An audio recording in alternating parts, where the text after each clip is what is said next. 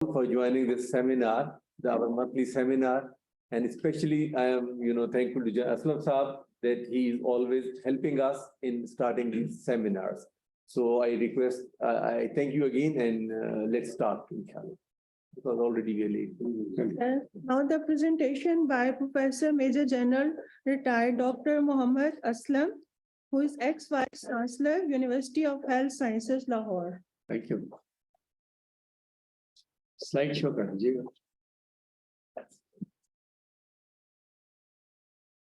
Lights थोड़े से बेटा आगे से नहीं.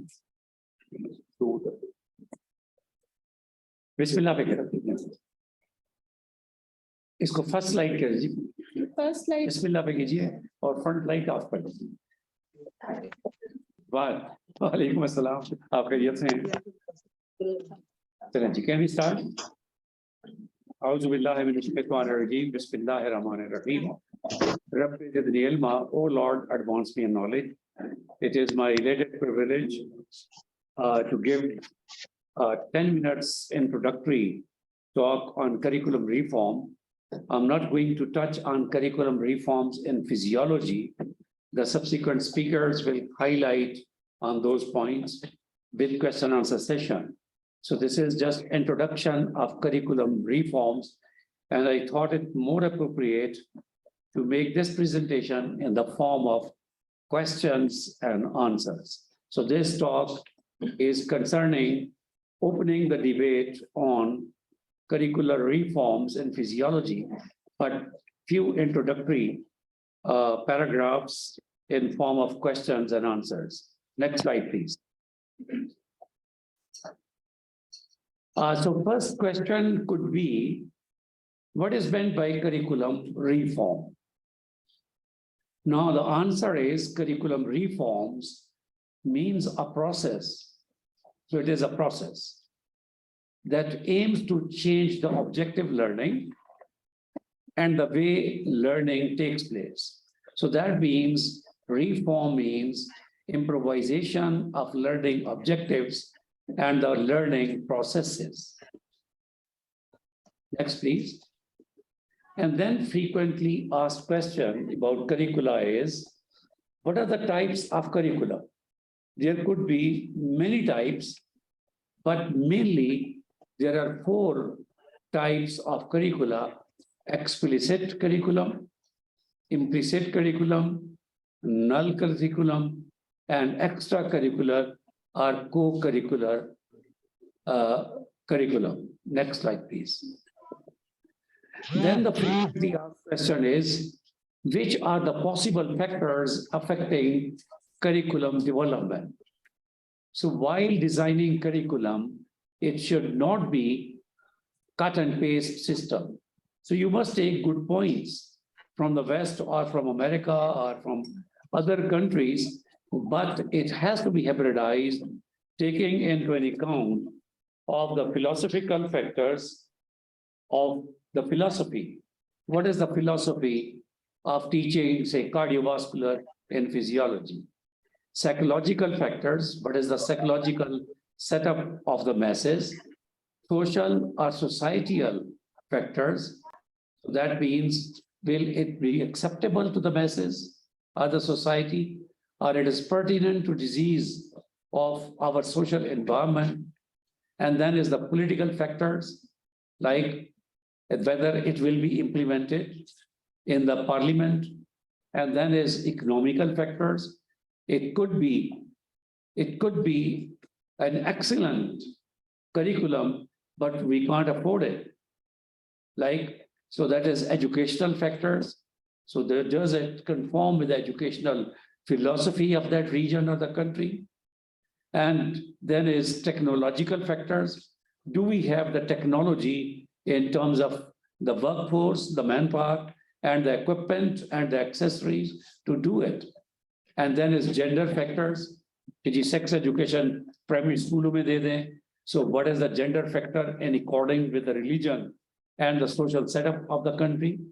Religious factors, कि कहीं बहुत ज़्यादा इतना overdose ना कर दें कि सारे तालिबान पैदा कर दें, right? So religious factors, और ना ऐसा हो कि मज़हब को negate करें. So how to be in Khairul Umure Awsatiha and many others, any other factors. So while designing a curriculum, take something good from the other one, but it should not be too cut and paste because though these factors have to be taken into an account. Next, please. Next frequently asked question is, what are the stages of curricular changes? Curriculum changes. What are the stages? The first stage is need assessment.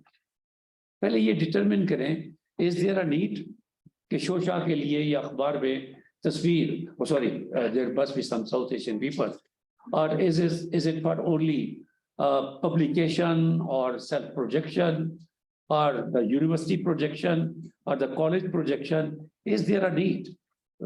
So first of all, we have to do the need assessment. What is the need?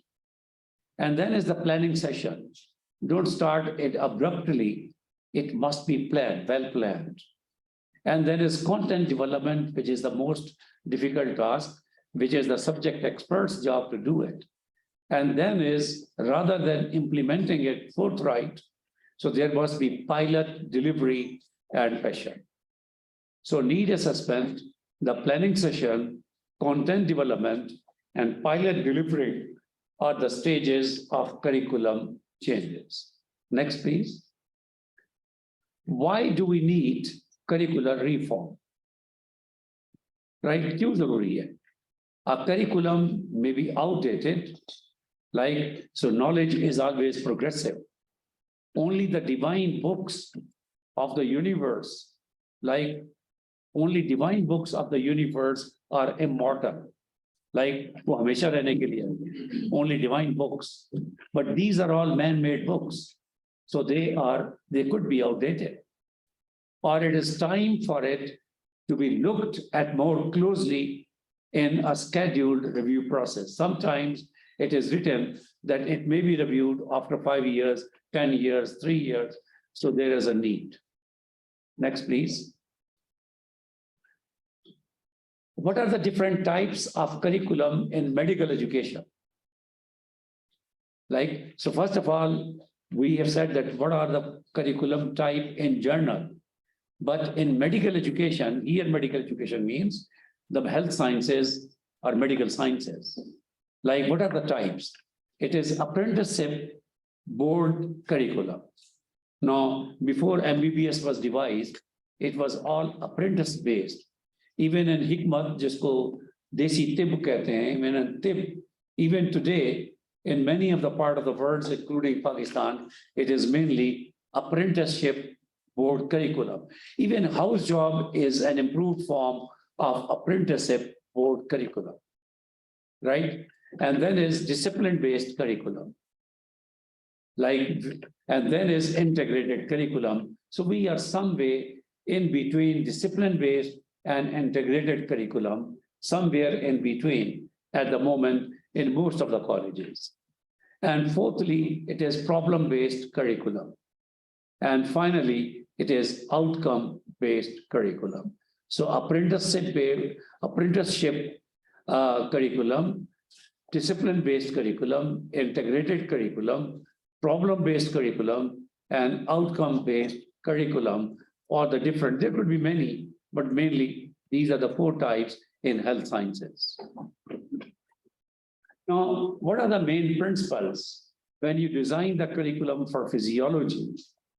Like, so then in reform, so these principles of the curriculum may be taken into an account.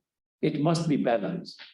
Now, बहुत ज़्यादा neither it should be ultra modern, not we are able to do it, not that it should be so orthodox that we go 10 years behind. So it must be balanced, try to be in middle of the road so that most of the colleges could implement it. Rigorous, right? It must be rigorous. And then it is coherent, like no marboot. Urdu mein iska translation is marboot. It should be united with all the components and it should be integrated, like integrated in between physiology and, you know it well, horizontal and vertical. and it should be appropriate. Appropriate for first year, appropriate for second year, appropriate for final year, and then it should be focused. It must be focused to the learning objectives. It should be relevant, which means it should be contextual. So the principle of a curriculum, designing it, the curriculum may be balanced, rigorous, coherent, integrated, appropriate, focused, and relevant. Next, please. Now, these are few slides.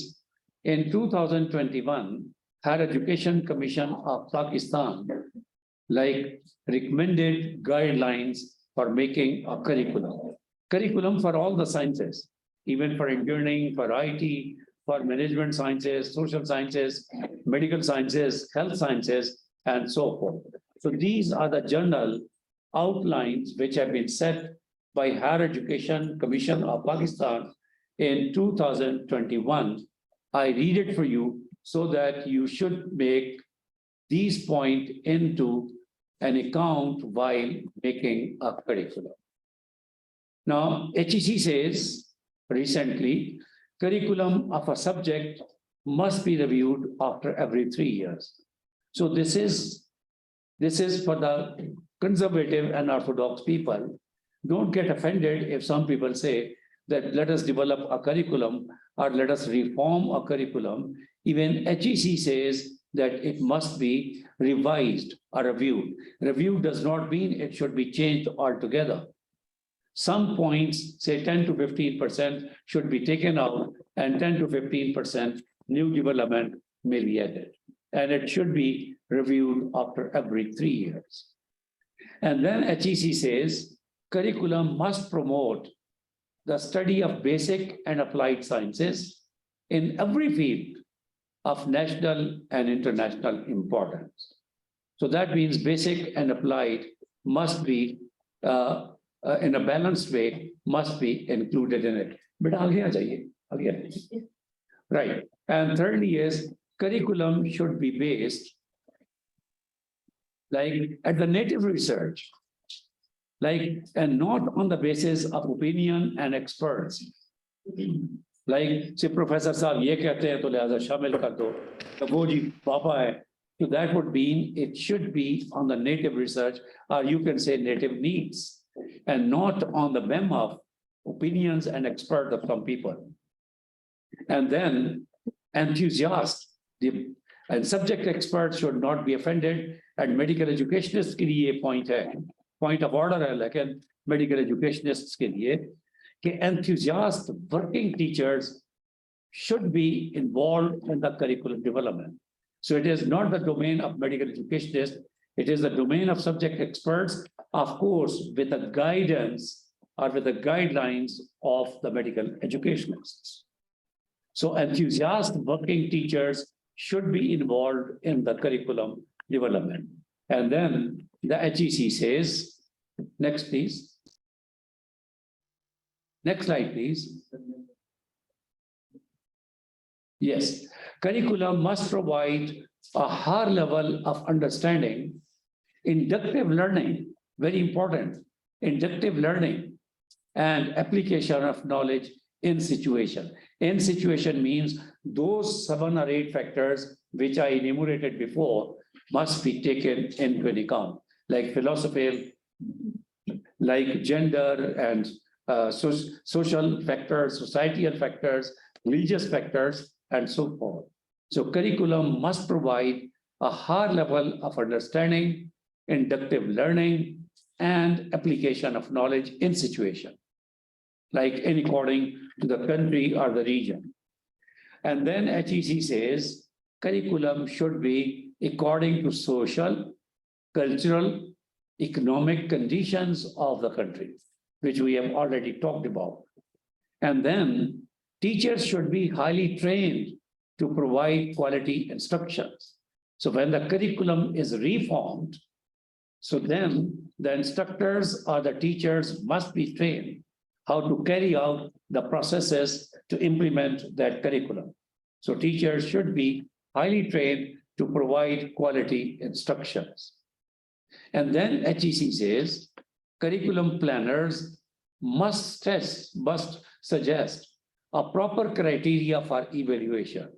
So evaluation is also part of the curriculum. So this component should be evaluated by this method, so they must be defined in the curriculum. So curriculum planners must suggest a proper criteria for curriculum, for evaluation. So subject experts and medical educationists should sit together to make a curriculum. Next slide, please. And then HEC says the test items must help in higher content validity. And then test items must help in achievements of the desired goals. Like test items.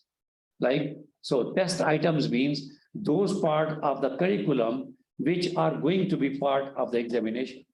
Not the total curriculum becomes part of examination.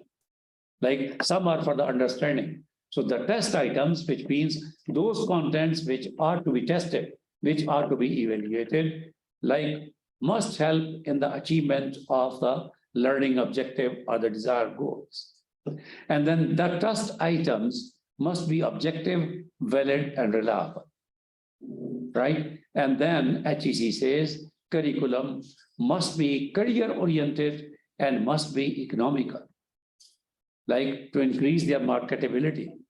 And then HEC also directs curriculum should provide materials for career counseling, so as to enable the students to advance the particular field of their interest. So career counseling, the public health में जाना है, public health engineering में जाना है, or community health services में जाना है, pediatric cardiology में जाना है, neurogastroenterology में जाना है. So it should have a space for the career counseling so as to enable the medical students, in this case, to advance in the particular field of their interest. ठीक है जी, अगर health economics शामिल करने हैं, तो they can go to health business. Next, please. And please mind, this is the last slide. Never get offended because medical educationists go too fast, too high without having in-depth knowledge of the course content. That is, one is their strength, one is their weakness. And the subject experts, they are so high in contents, but they are slightly conservative. They are a bit conservative. So both of them must realize that curriculum कोई सहाफी किताब नहीं है, divine book नहीं है, man made book है. अल्लाह ताला ने neuron बख्शे, सोच अता की, उस सोच के साथ उन्होंने बनाया. So it is a man made book. It is not a God gifted book. वो आ चुकी हैं जितनी आनी थी.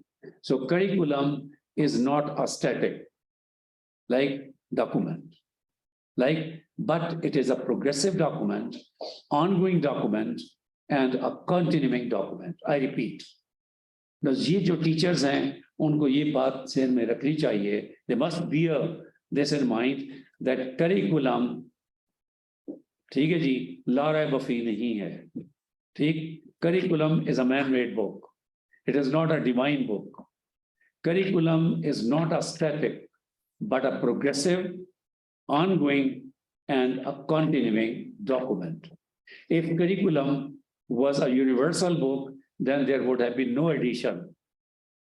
Then there would be no edition in the books or in the literature, or theories may not have been discarded at all. So the final outcome is that curriculum is not a static, but a progressive, ongoing, and a continuing document. So that is why Dr. Umar Ali Khan, President, Pakistan Physiological Society, in collaboration with South Asian Association of Physiologists, has designed this symposia, that curriculum reform, because it is not a static, but a progressive, ongoing, and a continuing document. Next slide, please. With these words, I thank you very much for all of you to share in the curriculum development or the curriculum reforms. Thank you indeed. Thank you. Thank you, sir. Now the next presentation is by Professor Dr. Shiri Khawar, who is Dean Basic Sciences from Rashid Latif Khan University, Lahore.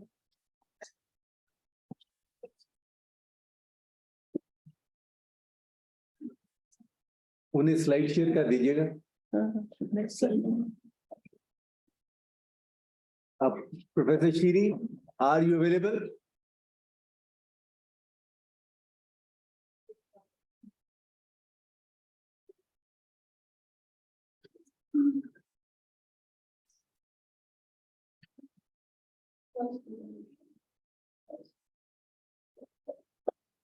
Ilyas, ये तो खत्म करो, ये वाली slide. अच्छा, ये आ गया।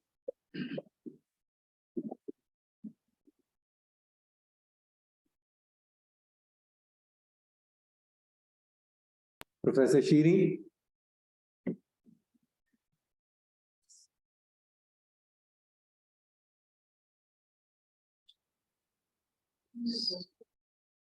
Unmute तो नहीं हो? ज्वाइन किया हुआ है मैडम? मैंने दोबारा ज्वाइन किया हुआ है मैडम? देखना प्रोफेसर शीरी ने ज्वाइन किया था।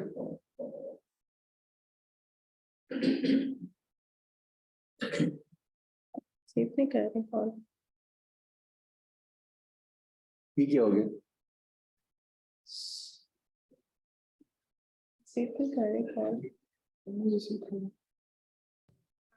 प्रोफेसर शी ने जॉइन तो किया हुआ है। वो अनम्यूट ना हो। प्रोफेसर डॉक्टर श्री कॉल करो यार अपना सभी। पिक नहीं कर रहे।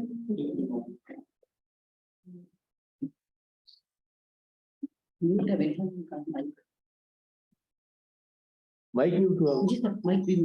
देखना यार अपना इलियास। कॉल आई है। हैं? जी मैडम, आपका जी मैडम, आपकी प्रेजेंटेशन। मैसेज जी जी मैम, आपने किया हुआ है, ठीक है। माइक अनम्यूट करें। जी मैम, माइक ऑन करें आपका।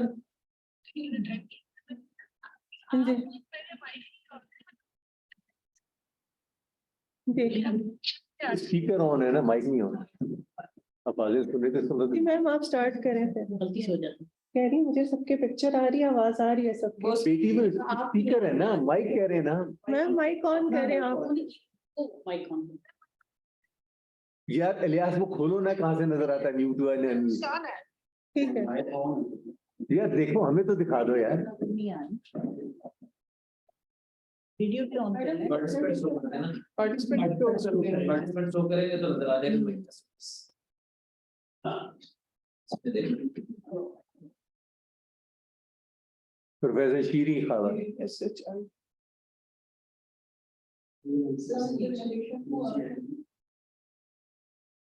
सारे सारे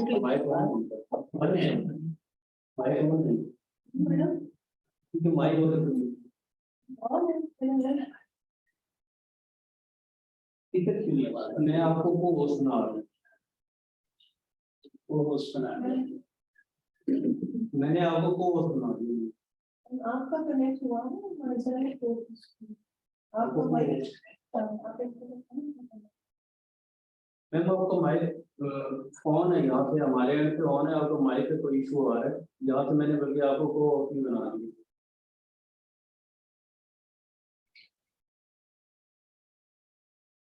यहाँ पे भी ऑन आपका शो हो रहा है, आपकी माइक का कोई इशू है, आपको माइक का कोई इशू है, यहाँ पे आपकी वॉइस नहीं आ रही।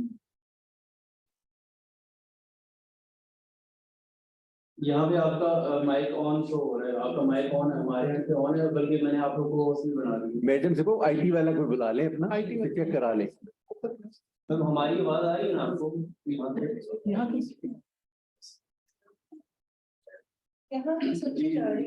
जी मैम।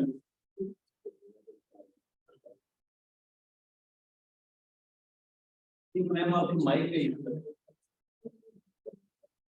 आपको माइक पे अभी अपने लैपटॉप के साथ वो हेडफोन वगैरह नहीं कर रहे। यार ऐसे मेरी बात सुनो ना, आप इन्हें कहें मैडम को कि अपना कनेक्शन सही करें, आप अगले स्पीकर को बुला लें। रेहाना रहमान। हाँ माइक आपका यहाँ पे कह दो ना, तुम बात करो ना, वो तो सेट कराने शुरू कर दिया। फोन अपना ले लो ना बेटी, बता दो। बेटी बात सुनो, अपना फोन तो ले लो। नहीं आपके बाद यार मुनज़्ज़ा, मैनेज करो, ये नहीं कर रहे। मैडम को पहले बताओगे, मैडम अपना ठीक करा ले, तुम नेक्स्ट को कॉल करते हैं। बताओ मैडम शीरी को, ठीक है, बता मैडम को आप बता दिए? नेक्स्ट चलो next presentation is by Dr. Rehana Rahman, Director MPhil program at Aga Khan University. Bismillahirrahmanirrahim. Am I audible? Yes. yes please. Okay. So thank you very much. I'm extremely thankful to the Pakistan Physiological Society and especially all the organizers of Al-Nafees Medical College Physiology Department. Day and night, they used to send me WhatsApp messages. So thank you very much for all those reminders. I will be talking about the roadmap of the reforms in the physiology curriculum of medical undergraduates and graduates at Aga Khan University, with the session objective to discuss the reform in teaching, learning, and assessment in the curriculum of undergraduate medical students and the graduate students at AKU. Whenever we talk about the reforms at AKU, we mean that we should reform the content, structure, and delivery of education and training to keep the workforce abreast with curricular needs, and devise strategies and use them to increase retention in knowledge and skills for improved performance.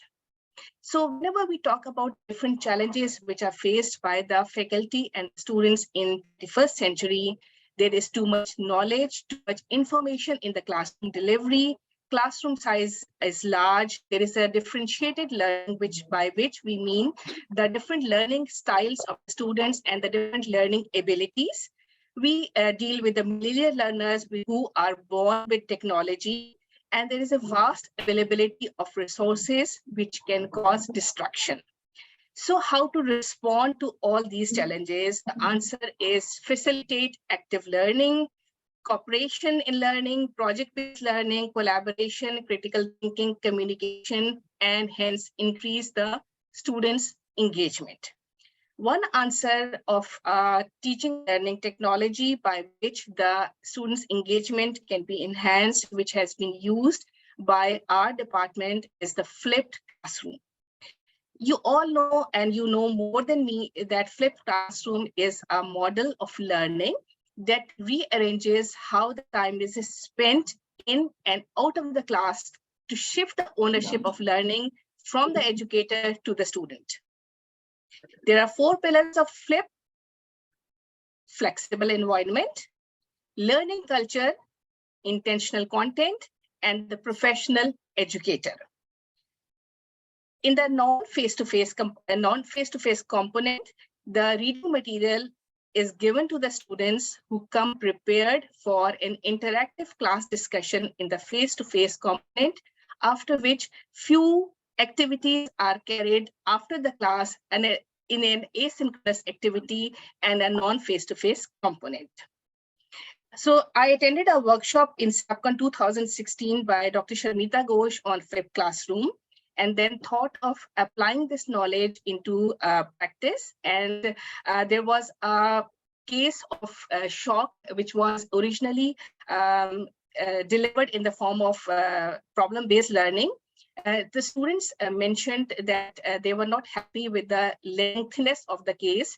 And so we tried to transform this problem-based learning case into a flipped classroom, and we introduced a flipped classroom for teaching the pathophysiology of shock.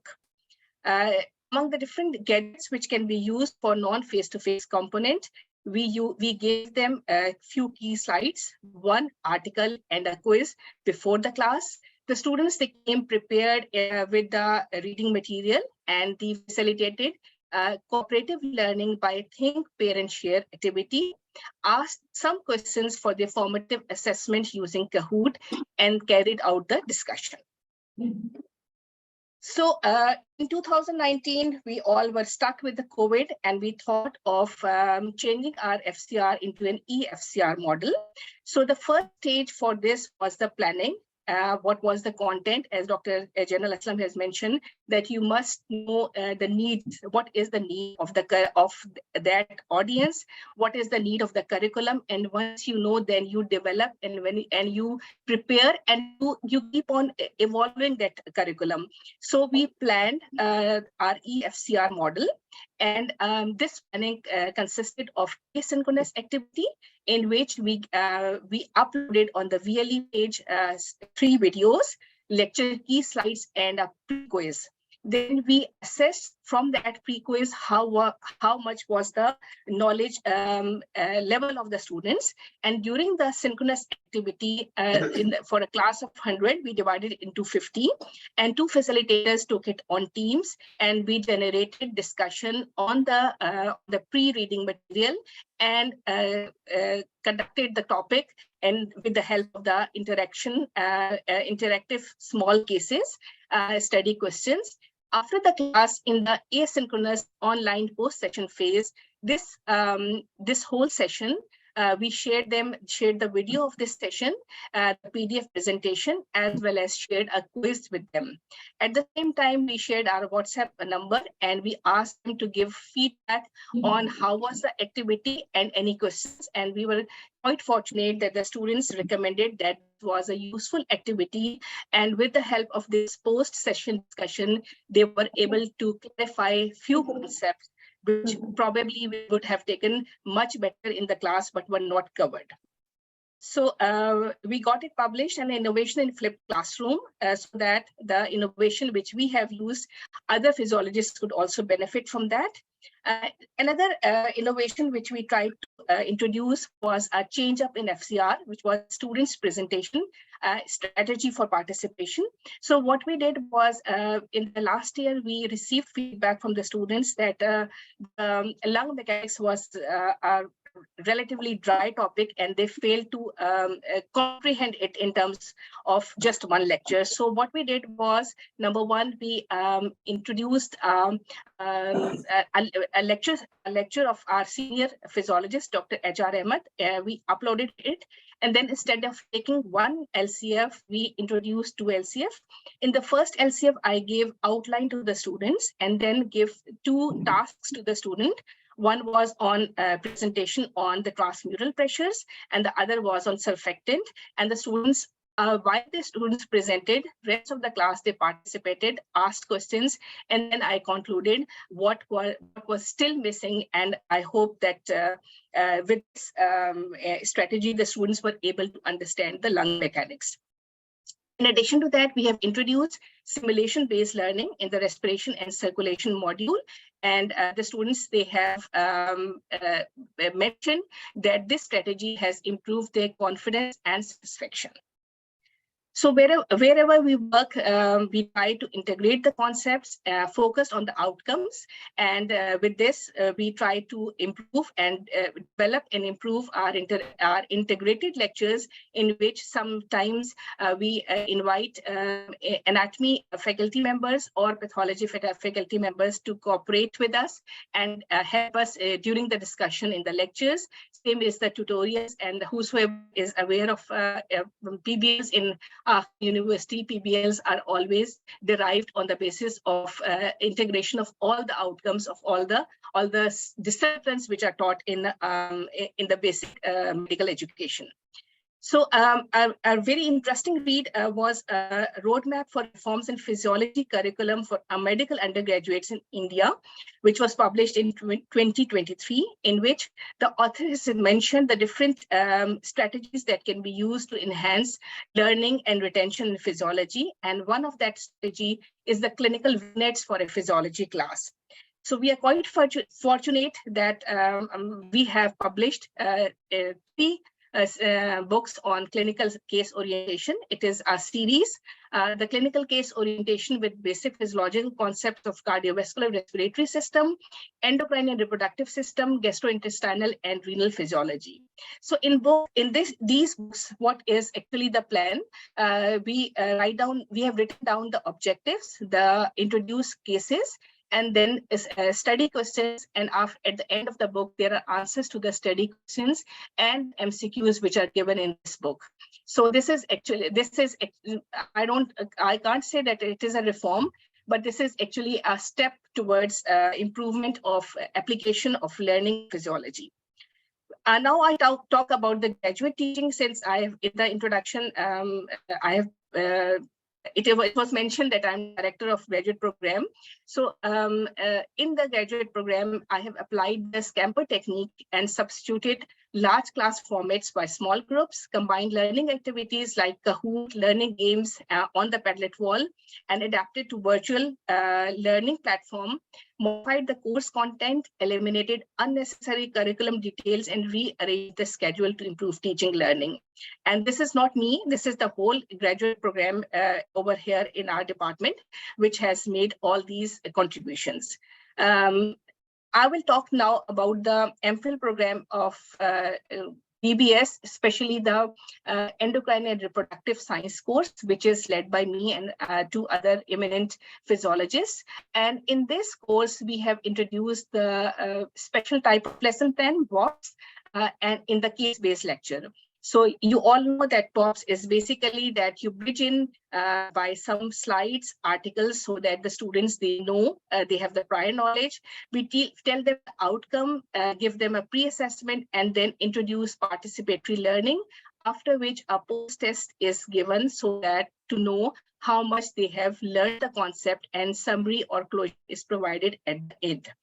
So this is just example of the BOPS lesson plan, which is used, and we fill it for every session whenever we apply this lesson plan. So the students were able to connect the key class ideas with the knowledge, and as they have mentioned, we were able to connect the ideas because we were given case scenarios before the session, and we were able to think critically and find answers to the asked questions. So that indicates that students were satisfied with the way we conducted the case-based lecture and the way we have applied the BOPS technology. We have also introduced team-based learning in MPhil BBS Endocrine and Reproductive Sciences by the 4S problem-solving framework: significant problem, same problem, specific choice, and simultaneous report. And this is basically the roadmap of initial preparation to true readiness, which enabled us to develop TBLs by the backward design, which you all know is that you align the learning goals identified by the Bloom's technology with the feedback and assessment activities and the teaching and learning activities. And then the case is given to the students and individual readiness assignment, followed by the group readiness assignment, and then the application exercises where students are allowed to intermingle, discuss, and then respond to the questions and appeal in case they want some questions to be, some concepts to be clarified. So in addition to the IRAT and GRAT in the TBL, the other thing which we introduced was a high-level rehearsal. And this high-level rehearsal was actually an innovation in which we encourage the students that at the end of the TBL, whatever the concepts they have acquired, they should write them in the form of a concept, maybe spider nevus or maybe a hierarchical, so that with that picture they are able to recall and remember it more efficiently as compared to just a TBL class. So we had a read on collaborative case-based learning with pragmatic team-based assessment, on the basis of which we introduced Yes. Yes, please. So I've made someone cry. Collaborative case-based assignments were introduced in teaching of MPhil in endocrine reproductive science course. Collaborative case-based assignment, after reading the previous article which I have mentioned, we introduced that in the form of a flipped style of teaching. We uploaded the cases and with the study questions. And then we invited the students to come sit in the class and to write down the answers of that study questions after collaboration. This collaborative case-based assignment was mainly suggested or mainly implemented by us because we found that students, they fail to write the short answer questions and they lose their marks. So we gave them the study questions beforehand, and then in the class, we asked them that in the form of a group assignment, the form of pairs, you attempt those questions and send back to us. When they sent the answers of the questions, we checked and then we returned the copies to them without marking, only the feedback, so that they should know what was deficient. And in the second attempt, in the second time when they sent us those answers, then we gave them the marking. And the students, they stimulated this, the students, they mentioned that this strategy stimulated participatory approach and the cooperation between the students. So we all are trying our level best, and the expected outcomes will inshallah be, we will move towards bridging the gap in knowledge and application of the medical students. And since physiology is the mother of medicine, and if the students, they know physiology, if the students, they could recall the physiology in the clinical areas, they can improve their quality services. And this will strengthen the entire medical education system and the different recognition of the institutions. So I will stop over here, and I would like to finish my presentation by thanking all, and with the quote: "You can't go back and change the beginning, but you can start where you are and change the ending." Thank you very much.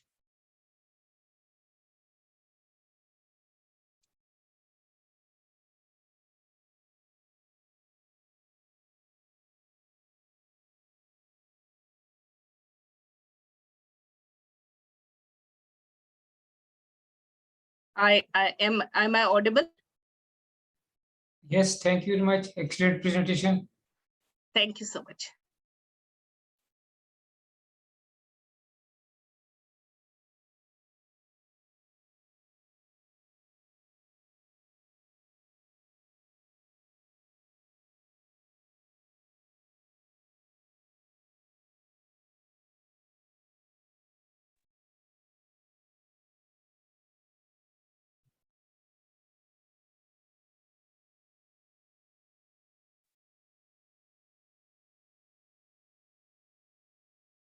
Am I audible? Yes, sir. Yes. All right. Good morning, ladies and gentlemen, and I welcome you all to this very prestigious gathering where we are discussing the curricular reforms in the domain of physiology. I am Dr. Hamid Hassan, Chairman, Department of Physiology, and I also hold the honor of being, am I audible? Yes, sir. All right. You are audible, but slides are not clear. Please focus. On my screen, the slides are very clear. Should I share my screen instead of it being shared from there? No, Because no. I'm not sharing. Yes, sir. For us, The slides, the slides are not being shared from my side. They're being shared from the opposite side. So you can share your screen. All right, let me see.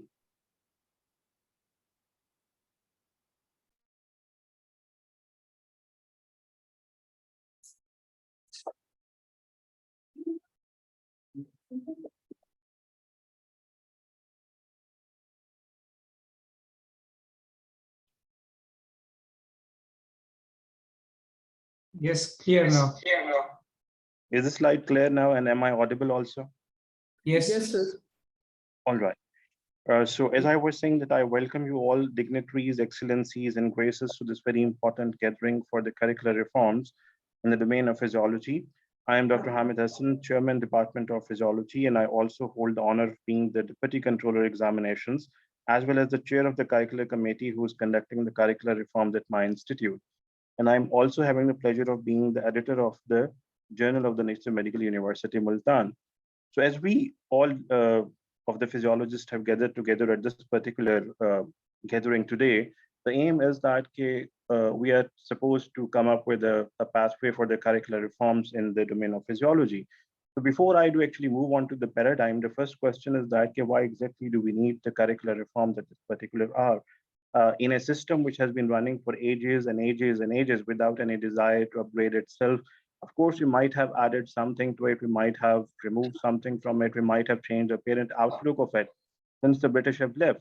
But the overall implementation or the technique of the curriculum in the domain of physiology or basic medical sciences is more or less the same as it was during the British era.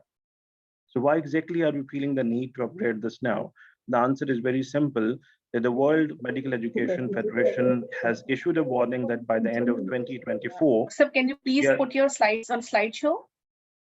All right. Thank you so much. Better? So the answer to this particular question, that why do we need the curricular reforms at this hour, is very simple, that the World Medical Education Federation has issued a warning that by the end of 2024, all those particular institutes who are not in line with the curricular guidelines issued by it are supposed to be de-recognized. This is going to, specifically in this part of the world, deprave the under and postgraduate students to move to the European and American countries. And if this is to happen, this ultimately is going to stop the flow of advanced knowledge from there to here, which of course is something which we do not desire. So of course, to bring about the curricular reform at this hour is immensely pertinent and important, and it has become imperative that we do it under the motto which was set by Hazrat Iqbal approximately a century ago in his very famed poem Haram-e-Kartaba, where he said that Jisme na ho inkilab, maut hai wo zindagi, Ruhe umam ki hayat, kashmakashe inkilab. And if I have to translate it literally, it is going to be that a life without the desire to change and evolve is mere death with all its stagnation, and the nations to evolve whenever they have the desire to change and upgrade themselves as per standard which are existing across the world. Coming to the paradigm of the curricular reforms, whenever we actually move to a curricular reform, we need to move through three particular stages. We need to have the idea of the situation which is existing on ground. We also need to have the understanding of the hurdles which we are going to face when it comes to the implementation of the reform. And then we have to come up with a solution which is not only in accordance with the international standards, but is also at par with the situations and the realities which are existing on ground in this part of the world. Starting with the situation, which to me seems to be a very bleak horizon at this particular moment across the nation, specifically in Pakistan, I do hope the situation is a bit better in India, Bangladesh, Nepal, Sri Lanka. But over here, if I do actually review the situation consists of a traditionalist educational system which has been running from the British era unabated. The generations have come and gone, and it has felt no need to upgrade itself. As a result of that, it has resulted in the evolution of an examination system which is ultra-orthodox. The examiners have been setting the same questions again and again and again for years with the same structure, with the same wording. And so much so is the state of affairs over here that all these particular questions have been picked by the generation of students. They have been solved by a battalion of non-professionals and are available in the form of the small notebooks or the small note papers in the market. As a result of that, because the majority of the students who do actually belong to the mediocrity cadre do know that these questions are bound to drop in the examination, they do not feel the desire to stay in the curricular loop. As a result of that, at the end of the session, they get a hold of these particular solved questions, they cram these particular questions, knowing that they're going to come in the examination, and very funnily, they actually get through this particular process of examination with approximately 65%. The slides are not moving. Are the slides moving? Are the slides moving? Yes. All right. Because I just got a message from Dr. Nisa that the slides are not moving. Yes, sir. Initially they were not moving, but now. All right. This orthodox system is actually making the people stick to those particular solved questions at the end of the session, and as a result of that, the people who are in the pool or who are in the loop of the curriculum, specifically those who are being taught, they do not feel the desire for a text-based of a textbook throughout their curricular session. And of course, because there is no need for the textbook in this particular system, so there is no need for the peer-based learning, which is a norm all across the world over here.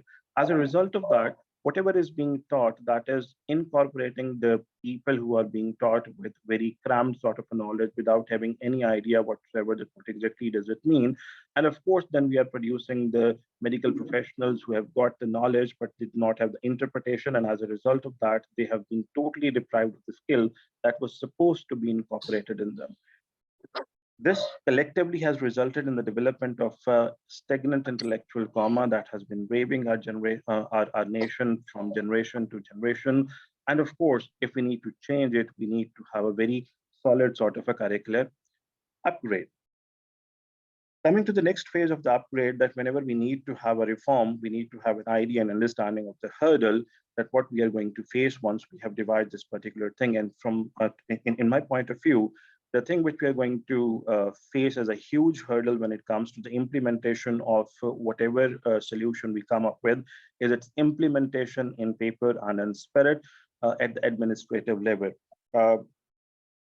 In this part of the world, the people who are associated with the domain of the medical education, they are primarily known as the children of the lesser god, and their representation with any medical hierarchy and within any medical organization which represents the medical professionals is almost zero or next to zero, because these particular people have been taught to exile to the lecturing domain also. And as a result of that particular thing, the people who are not associated with medical education make the decisions, come up with the statutes, and implement those particular rules overnight without having any consultation with the people who are associated with medical education.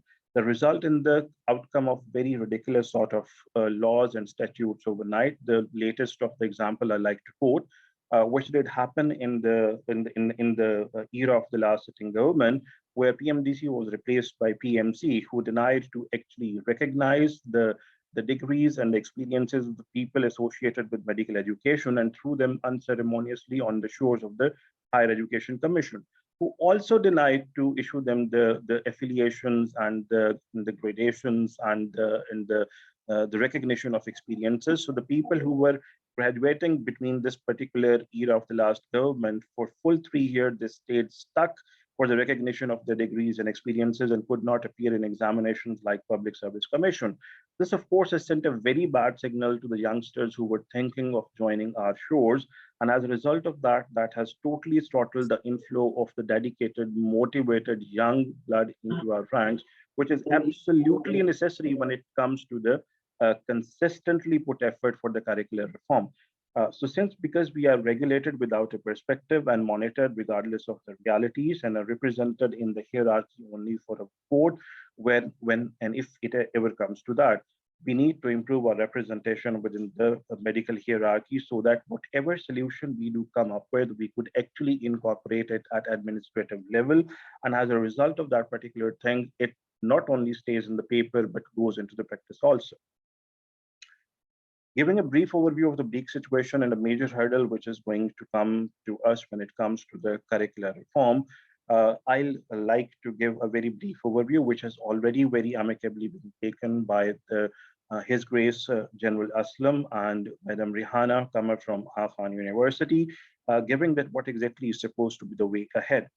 We are all familiar with this age-long saying that evaluation is the basic process which actually results in the development of the learning at the grassroots.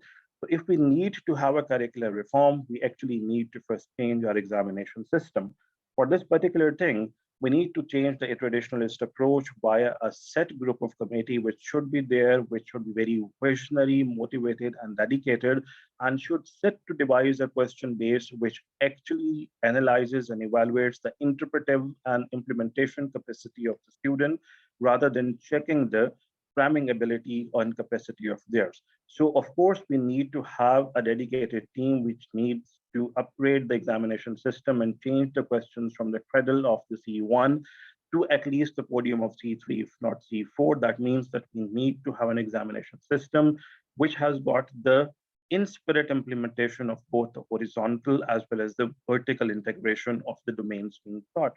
Once we have been able to do that, only then we can hope that the people who are associated with the implementation of the curriculum, those who are lecturing, will be able to descend themselves from the podium of being an expert to the level of a novice, understand that how the novices are converted into experts, and actually start giving the lecturing, which is not basically teacher-centered, but a student-centered.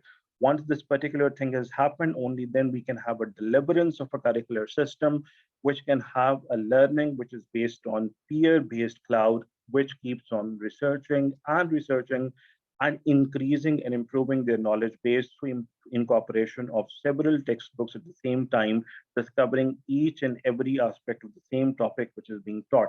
This is going to shift the paradigm from a cramming-based knowledge or knowing a lot of unnecessary things about a domain, and more about that how to apply and implement that on real life and real-time situations.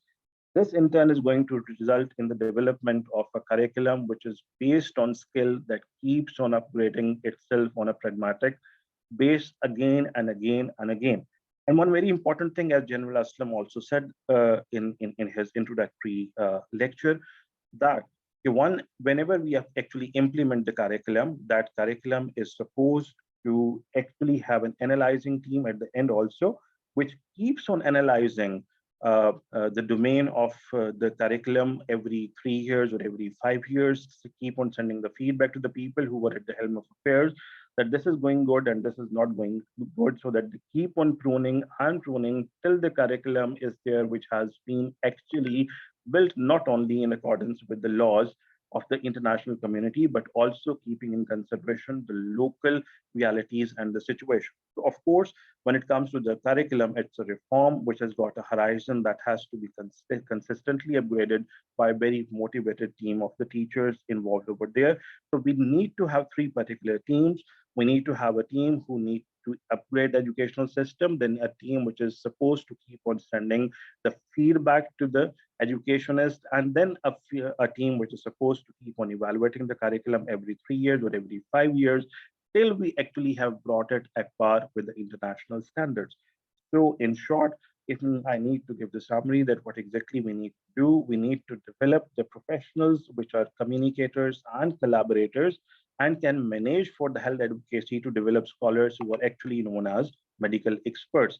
For this particular thing, I like to descend from the podium, and I'll like to actually give the huge praise to 3 of my teachers, Professor Dr. Munita Saeed, Professor Dr. Sadat Ali Khan, Professor Dr. Saqib Suhail, with whose contribution I have been able to stand at this particular gracious podium, when I do actually think कि मुझसे बहुत ज़्यादा काबिल लोग जो है वो इस particular podium के ऊपर मौजूद हैं. And I like to thank Professor Dr. Umar Ali Khan, who thought that I am worthy enough to actually address such a dignified audience at such a dignified and prestigious podium. I like to wish you a very good day ahead, ladies and gentlemen, and thank you for bearing me for merely 10 to 12 minutes. Thanks a lot. Our next presentation is by Professor Dr. Shireen Khawar. She is Dean Basic Medical Sciences, Rashid Latif Khan University, Lahore. Bismillahirrahmanirrahim. Assalamu alaikum. Walaikum assalam, madam. इसको उस पे ले आए slide share पे. Sorry for this delay. Now I don't know what was the problem in the previous laptop. I change it now.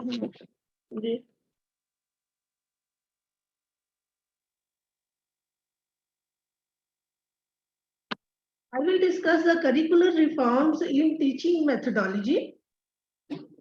Teaching methodology, how we should reform our teaching methodologies, and I am thankful to the organization, to the Professor Umar Ali Khan, President PPS, to give me this opportunity to share my views with this forum. As we all have know it very clearly that physiology is the foundation upon which medical students can understand the whole dynamics of human body. Can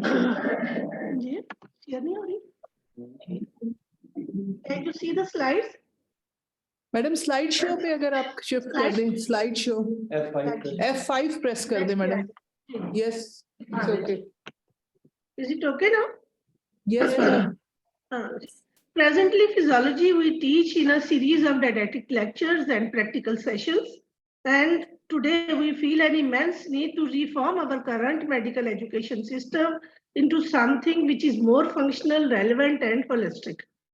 The common complaints most of the medical students have with the curriculum and with the teachers that there is a repetition of common topics in different subjects. There is difficulty in translation of basic life sciences to clinical sciences. Correlation is deficient somewhere.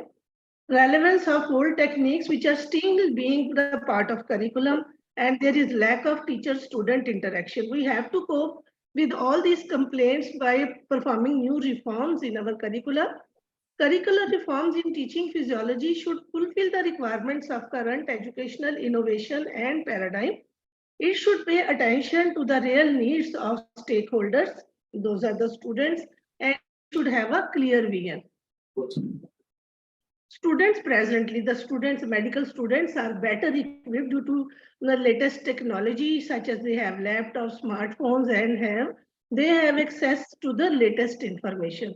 Considering the demand of time, physiologists, first of all, I will suggest that all the physiologists or the facilitators or teachers, whatever you can say, should be well informed in data science. The purpose of all this medical education teaching is to equip the medical students with knowledge, skill, and competencies which are needed for the tomorrow. Every physician or clinician or surgeon, they will need the competencies, and we have to equip the medical students with these knowledge, skills, and competencies. Different teaching methods, considering the time constraints, the methodologies which we should adopt is due to the, as there is limited time, only 1 year for the first professional course. Optimization of teaching hours should be done without disturbing the curriculum. And by this optimization can be done by including some can be incorporated. It is not compulsory to teach it and everything in didactic lectures. Some topics can be incorporated in the form of these seminars, interactive sessions. The specific learning objectives should be there. They should be accessible and measurable, and everyone is free. The teachers or facilitators, they are free to design and adopt new methodologies to teach them. When we have SLOs which are accessible and measurable, there is no problem to design their own methodologies. Lectures which are the proper vehicle for display of knowledge, which are mostly used for display and transformation of knowledge, they should be very carefully planned and delivered, as students' role in such scenarios is entirely passive.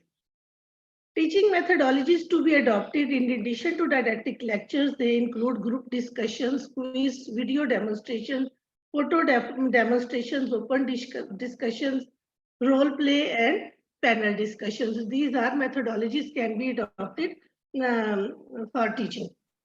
The curricular plan should be clinically oriented. Next, right from the very beginning, as our purpose is to make them good clinicians. So the plan should be clinical oriented. For this, we need integration.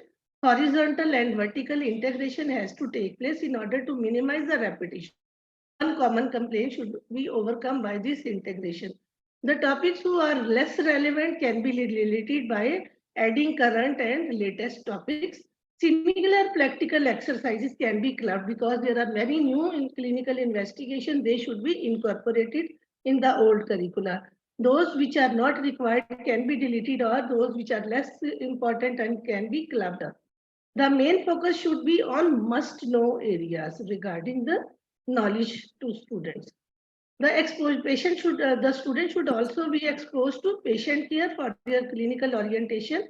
Medical student to patient care exposure to community medicine postings at the beginning, right from the first year. They should be exposed to patient care and to community medicine rounds or tours. Students should be exposed to relevant patients mainly from the system being covered in physiology classes in whatever way, whether it was in the discussion or seminars or assignments, whatever it will be. Immediately after completing a course in physiology in the lectures in the relative disciplines, they should cover the physiology classes to discuss important symptoms and demonstrate the related clinical examination and findings on the patient. So immediately they should be, once the topic is covered, they should go, there should be postings there to that particular subject to examine the patient which they have covered in theory. This practice will fortify the principles of physiology taught in their regular classes. Posting students to trauma centers and emergency care is also need of the day. The certain life-saving skills, clinical skill workshop should be arranged, and students must know basic life-saving skills. Implementation of clinical skill workshops should be well timed. For example, cardiopulmonary skill workshops can be organized after cardiovascular and respiratory physiology has been taught to students. Immediately afterwards, these skill workshops should be arranged. Clinical skill workshops can be organized where each student can learn clinical skills along with injection, blood pressure recording, and ECG measurement and all these things. So these clinical skill workshops should be arranged and they should be well timed. Next, I would like to propose the idea of working model preparation, because understanding of subject can be improved if they are asked to contribute in small groups to prepare working models. Working models which are to be made should be simple. For example, spirometry, sliding filament mechanism, dialysis, and this type of working models. And I will also suggest that the working model exhibition should be there, and this type of annual physiology work model exhibition should be a regular event where students participate in creativity and their learning is improved. Regular working, this should be the part of curriculum. Working model exhibitions. Use of simulators. Practical laboratories is presently in most of the medical colleges of Pakistan. Practical laboratories need upgradation to match the latest standards. Presently, a variety of medical simulators have been developed which serve to teach basic science concepts. Simulation experiences are beneficial for understanding of physiological concepts along with seeing these concepts in a clinical setting. Simulators can act as springboards. Integrated type of teaching like the anatomy person can discuss the surface marking along with the physiology concepts and principles can be amalgamated. High fidelity stimulation work as an excellent method for improving clinical skills and a viable approach to bridge the gap between basic and clinical sciences. So they should be incorporated. Incorporation of stimulation experience in the first year of medical school will enhance learning basic science physiology concepts and will promote the development of self-confidence as future clinicians. Next, assessment-driven learning. Students read what is to be assessed. So the curriculum should be aligned with mode and type of assessment. Assessment forms a bridge between teaching and learning.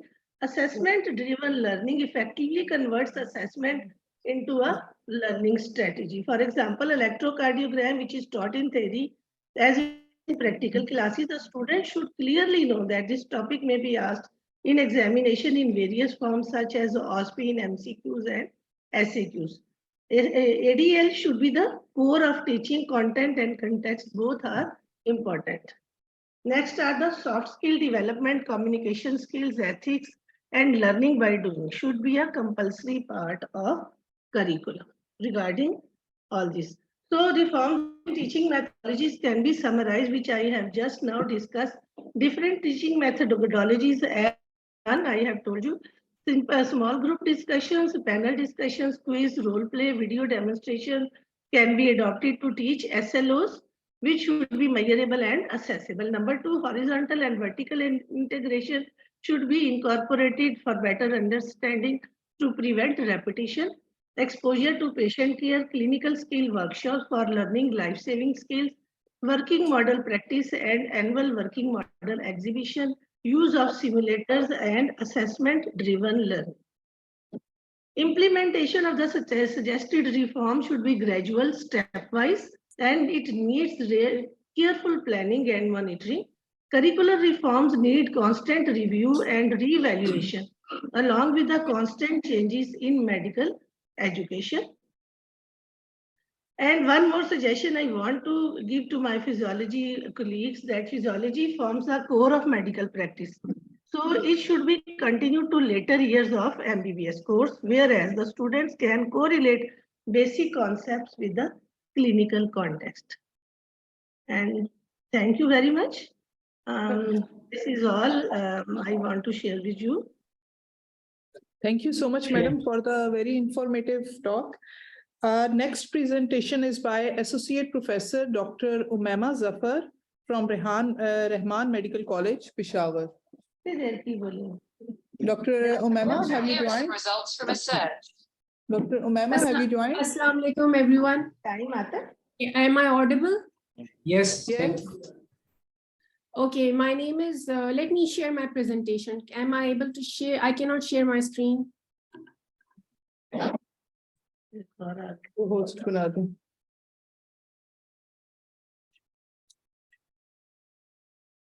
Now you can share your presentation. Yeah, it's, okay, so is it visible? Yes. So, Assalamu alaikum, everyone. My name is Dr. Umaima Zafar, and I'm currently working as an associate professor in the physiology department at Rahman Medical College, Peshawar. Let's start with the talk for today. Bismillahirrahmanirrahim. So the contents of my presentation and my talk will revolve around the topic of curricular reforms in physiology. After COVID-19 hit the world, many changes were observed in various walks of life, and teaching of physiology has also evolved as per need. I will discuss the modular teaching methodology that was adopted in my previous institute where I worked as an assistant professor. And over there, it was the modular teaching methodology was used for ever since its commencement. Up till half a decade ago, after which the modular method of teaching took over. So I will also discuss my experience regarding all-night teaching versus the face-to-face teaching. I will also briefly discuss the gamification teaching technique of small group discussions, and a bit about Power Lab and the data acquisition system and the need of the day. So moving on. Ever since the commencement of my previous institute, the teaching methodology being followed over there was lecture-based and subject-oriented. Taking the example of first-year MBBS over here, 3 major subjects, that is anatomy, physiology, and biochemistry, were taught separately. Is my cursor visible? Yes, yes. Okay. Thank Yes, you. visible. The faculty members were individually responsible for a particular aspect of the subject, like let's take the example of physiology. They were responsible for, one was responsible for neurophysiology, other maybe was doing gastroenterology, other was doing embryology, such as in anatomy. That made it easy for the teacher to grasp that particular aspect of his or her field. Roughly 5 to 6 years ago, this system was replaced by a more integrated type of curriculum, in which it was tried to fit in or inculcate the vertical as well as horizontal integration of curriculum. And hence each professional year was divided into modules such as neuroscience module and the gastrointestinal module. These are just the examples. And each module had weeks. And for example, here you can see week 2, and the theme here is fever. And so each module had themes. For example, musculoskeletal module could have myasthenia gravis as theme. Gastrointestinal module could have a theme like diarrhea and vomiting. And hence those themes had subtopics. Those topics were then taught in various methodology, various forms, like in lecture form or in small group discussion forms, or maybe in skills were taught in practical form. So my experience with the modular system over the last 5 years has made me realize that the system might be good in the long run, and meaning that the students who will become doctors after, let's say, for example, the system in my previous institute was adopted 5 to 6 years ago. So the doctors who were the students who were taught are now in final year or during their house job. So as they go into the field, we know how good that system is as they practice, and they practice medicine on the patients and everyone, they go into various fields. So we'll find out if that system works or not. But one impact that I've noticed that it has had on the faculty is that we have sort of become jack of all and master of none. Like you can see here in this timetable, one teacher is teaching WBC, types and count, other is teaching introduction to immunity, the third one will teach the immune system, meaning the same system is divided in the various topics are divided into various teachers. So we know a bit about everything, not everything about a specialized field. So moving on, this is basically, you can see here a timetable showing 1 week with the theme of fever from the blood module. Here, if we compare the lectures and the practicals and the small group sessions, this is a theme. And here are the lectures and the practicals and the SGDs, and their percentages were calculated by me. You can see the lectures are roughly 50% of the whole taught curriculum. And then I try to research the various articles and the PubMed and all those research engines and the databases regarding which is the best percentage that should be allotted to the lectures, practicals, SGDs, but I couldn't find anything solid. And I would really love it if one of you can, if anyone finds it and they could share it with me, because that would help and that would clear this confusion in my mind that what should be the exact or the best percentage for allotment of each of these types of teaching techniques. Now, coming to the next topic, coming to my experience with the face-to-face versus online teaching methodology. For me, the scale tips definitely to the face-to-face side because of its many advantages that have been proven as well as documented in research.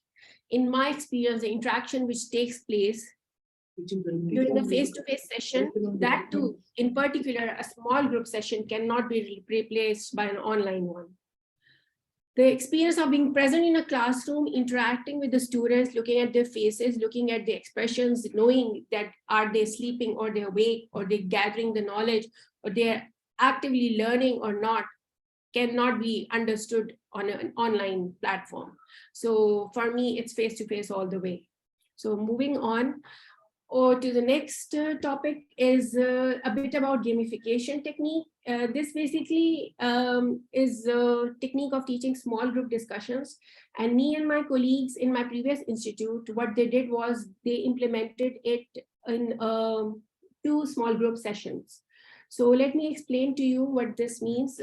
We were 2 facilitators. One facilitator taught the CBL method of small group discussion, that is case-based learning, and the facilitator 2 taught the gamification method of learning. In the next slide, I'll explain these 2 to you, how we implemented these 2. So in the first session, facilitator 1 taught A and B batches, in various sessions, in session 1, like in various classes or in various time zones. And A and B groups were taught via CBL method, and the facilitator 2 taught C and D groups the gamification method. And in the next session, there was a crossover, and C and D were taught by facilitator 1 by the CBL method, and A and B was taught by the facilitator 2 by the gamification method. So this crossover was done to remove any sort of biases present in the research based upon the method followed. And yeah, this research was presented at the American Physiological Society's annual meeting, and it was published in the FASEP journal as their proceedings, and later on in another journal, the article was also published. So coming to the techniques. I want people to focus on this left side of the diagram, which is case-based learning. Here you can see the group of the classroom, total group. In this case-based learning method, we divide that group into smaller subgroups.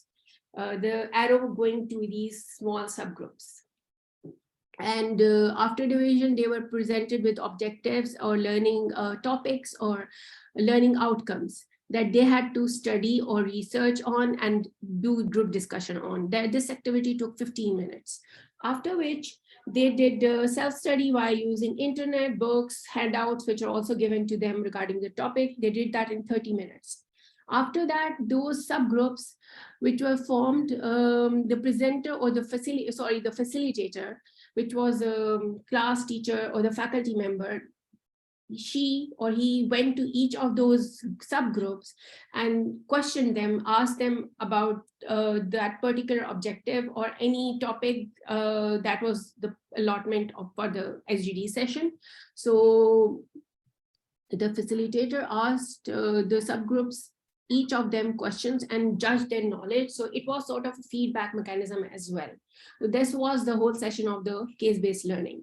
Then we coming to the gamification one, the B part of the diagram on the right side, the main group of students was divided into small subgroups.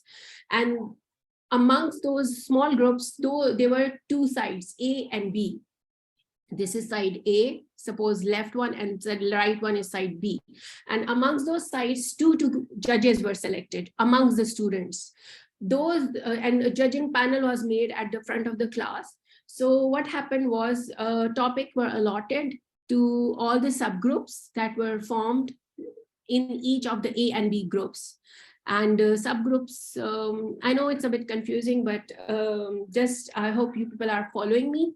The subgroups which you formed were given topic allotment, and then they were supposed to study and from the net, and like the previous CBL format, they did self-study, group discussion, all those things in 35 minutes. And then they had to present the subgroups. Each of the subgroup had one presenter who presented their topic, which was allotted to them in like 1 or 2 minutes. And then there was a judging for each presentation by the student judges. And yes, those judges were previously taught, or you can say they were given particular instructions regarding how to judge. They were sort of instructed previously by the facilitator. And then there was a feedback session in which the facilitator gave all the presentations feedback based on the feedback of the judges that they had written on the judgment slips, as well as any other feedback from their students or from the facilitator herself or himself. So that was all about the gamification method. And this is how we did that. And when we sort of did these two methods, and all the students studied by both these methods, and when they compared them, we carried out sort of a survey, and the students really thoroughly enjoyed the gamification method. They really enjoyed, they thought that they had better recall. They thought that it was more of an active learning methodology. And but when we compared the scores after the final prof of the MBBS professional year, the scores did not show much difference between the two methods. So yeah, the perception was different amongst the students regarding the two methods, but the scores were not that different. So it's up to the faculty to see, or the teachers to see whichever method they like to follow. Moving on to the Power Lab or the data acquisition system. The data acquisition systems are now a requirement for this new method of teaching.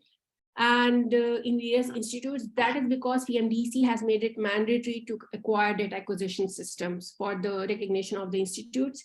And in KPK, as far as I know, the major companies that are providing the data acquisition systems are the BioPack and the Ad Instruments one. And I personally like the BioPack one. I'm not advocating for anyone, but it's rather more user-friendly and easier to use. And we have done all these EMG, ECG, BP, spinal reflexes practicals on this Power Lab with the students, undergrad ones. And if you go to the postgrad side and the students of who are the MPhil and PhD students, I think the add instrument one would be better because it is more sophisticated, has more functionality, and you have more options to analyze the data in various ways. So yeah, both have their pros and cons. So it depends upon the objectives of the use. So this was all for my presentation. Thank you so much everyone for listening, and I would love to present again in any such platform. And I would like to thank the organizers of this event who invited me, and all the listeners who were patient enough to listen to me. And it was a very good experience. All the presenters presented very well, and thank you so much.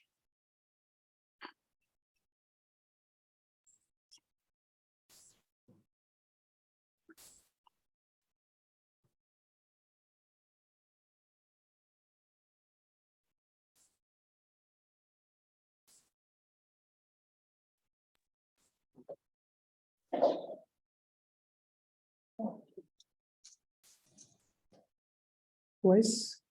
Yeah. Dr. Pooja, can you hear us? Yes, ma'am. Are my this PPT visible? Yes. Yes. It's in the full screen? Yes. Okay, and my voice is obviously it's audible. So yes. Greetings, a very good afternoon to all of you. I am Dr. Pooja Ojha. I'm working as Associate Professor in the Department of Physiology at the All India Institute of Medical College in the city of Jodhpur, state Rajasthan. And I thank all the organizers to make me a part of this great physiology seminar.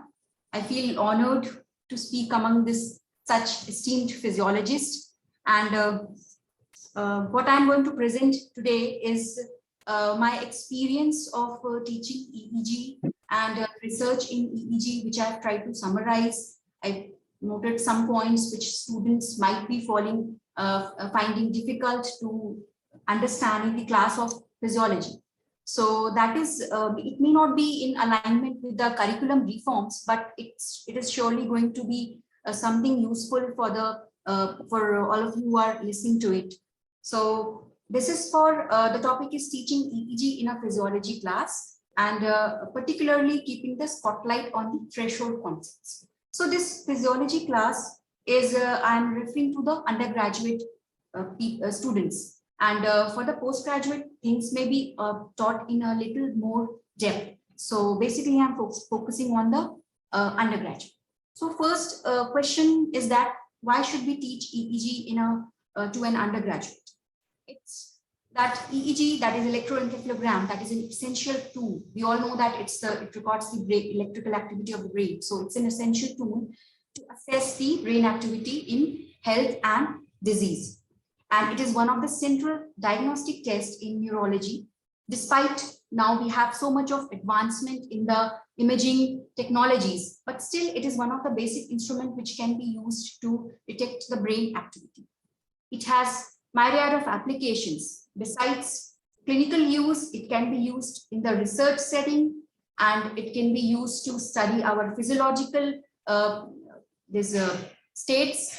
So it should be part of the UG teaching, and it has remained an essential tool for seizure detection, despite of the other techniques which are there. So this is part of one of the basic proficiency which should be taught to an undergraduate. And for the postgraduates, definitely if a department is providing a clinical patients, this setup is there, then definitely a postgraduate should be knowing much more in detail than an undergraduate student. So what one would gain from this talk? See, physiology, as we all know, it's a conceptual nature. We need to learn concepts to understand physiology. It's not one can just mug up or memorize things and move on. So one has to have a deeper understanding of the concepts. So when I looked up into the search the literature, I found that the students, their responses regarding the difficult modules in physiology, they refer to as the motor system as being the most a difficult part to understand. And this was a recent study which was published in the Advances in Physiology Education. So I brought this here just to focus that besides EEG, like the whole of CNS, students consider it as a difficult system to understand. So there are definitely some challenges which the students encounter in order to understand a small part of it, that is EEG. If I talk about EEG, that's a small part of the CNS. So these difficult concepts, they have been referred to as the threshold concepts.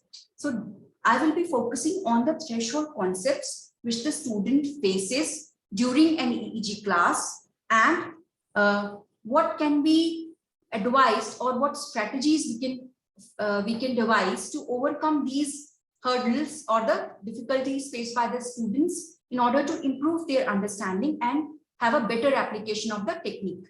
So this is also in alignment with the competency-based medical education, which says that at the end of the course, the student should be competent enough to take up that skill which is taught to. So this is EEG, since it's a practical, it has to be done, it has to be performed. So this is also in alignment with the CBME. Now the question comes, what are threshold concepts?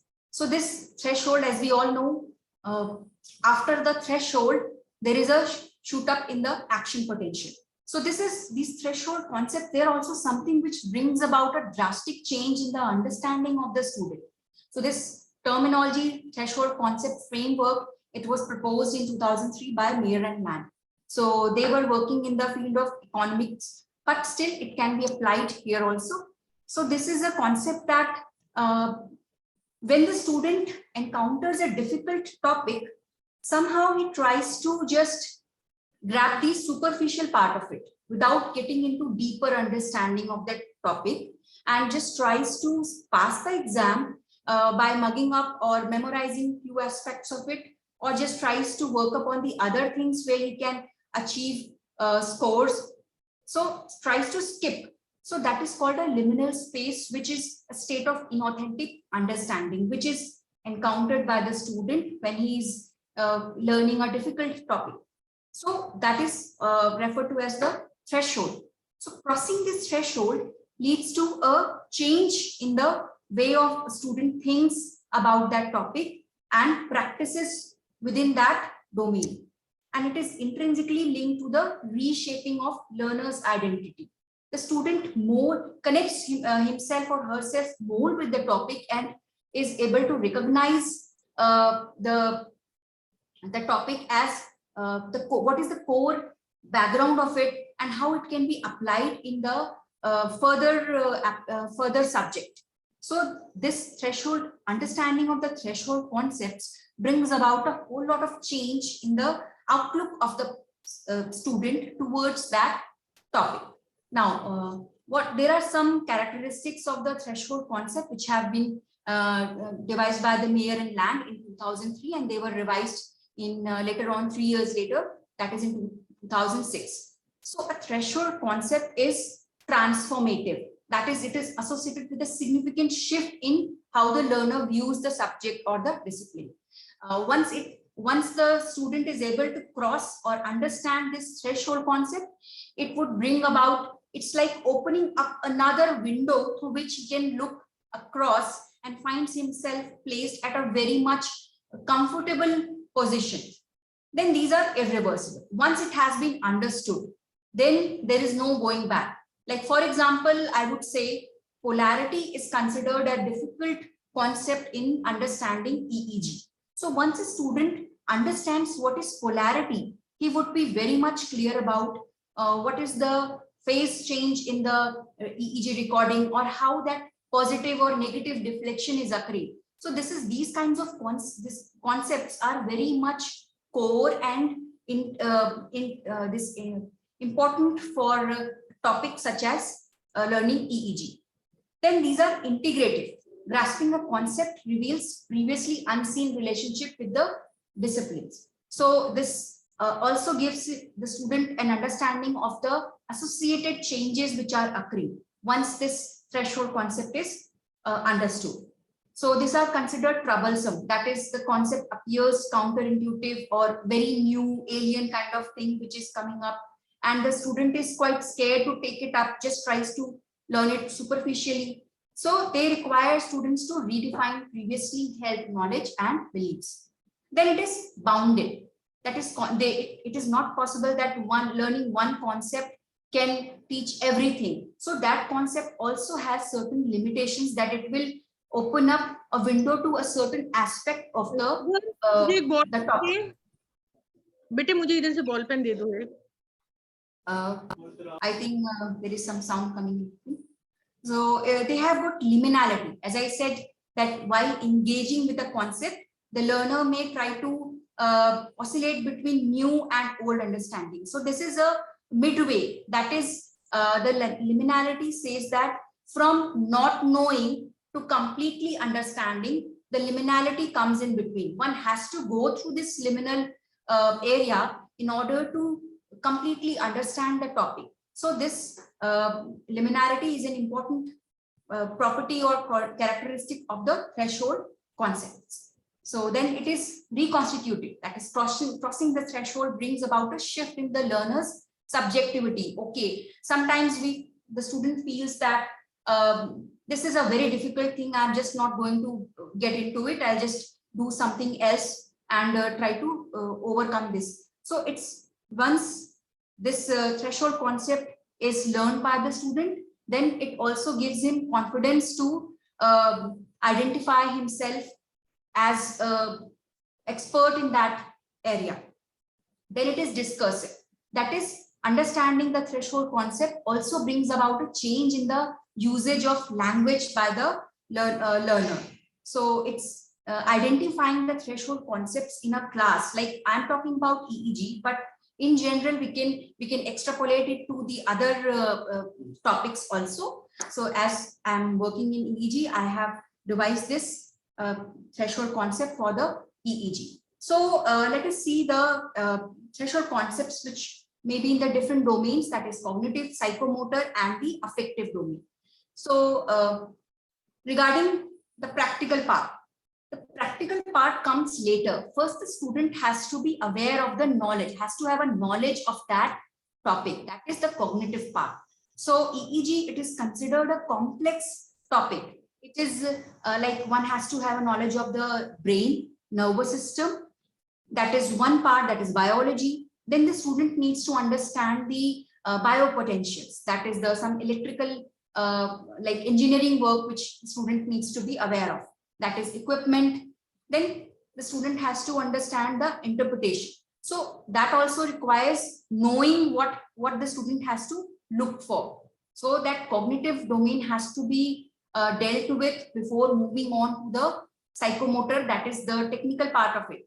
So the technical aspect, that is student has to be aware of the machine, the equipment which is being used. So there are so many terminologies which might sound alien to the student, like what is a filter, what is sensitivity, what is an amplifier. So all these things one has to understand in order to apply and to record a standard EEG for the subject. Then obviously data interpretation, it cannot be done without having any knowledge of the brain waves. Then the third part, that is in the affective domain, that is dealing with the subjects, the patients, it comes only when one is performing the experiment. So that has to be one problem could be that institutes may not be having a full like 32 channel equipment, or even like just there is single channel which is being used to give a basic idea of the brain activity.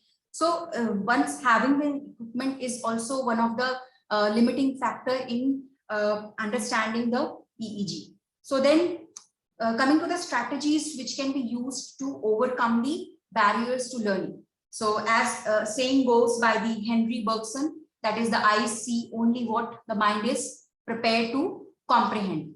So one need to work up the theoretical concepts. So the theoretical concepts need to be understood before moving on to the practice. So this can be done in group teaching, lectures, short assignments which can be given to the student so that he's aware of the theory part of it before moving to the practical part. Then coming to the practice, that is the student has to know what he has to do, how he has to record the EEG. So the instructions which are given for recording should be step by step so that everything becomes clear. First, about the equipment, the basic precautions which are to be taken, just as we do in the other things, but here it's the equipment which becomes very important, which might be not so much familiar to the student. So they have to be instructed step by step. And then one thing which can be used is the modern wireless devices, which are relatively cheaper, so that they can be given for a group activity.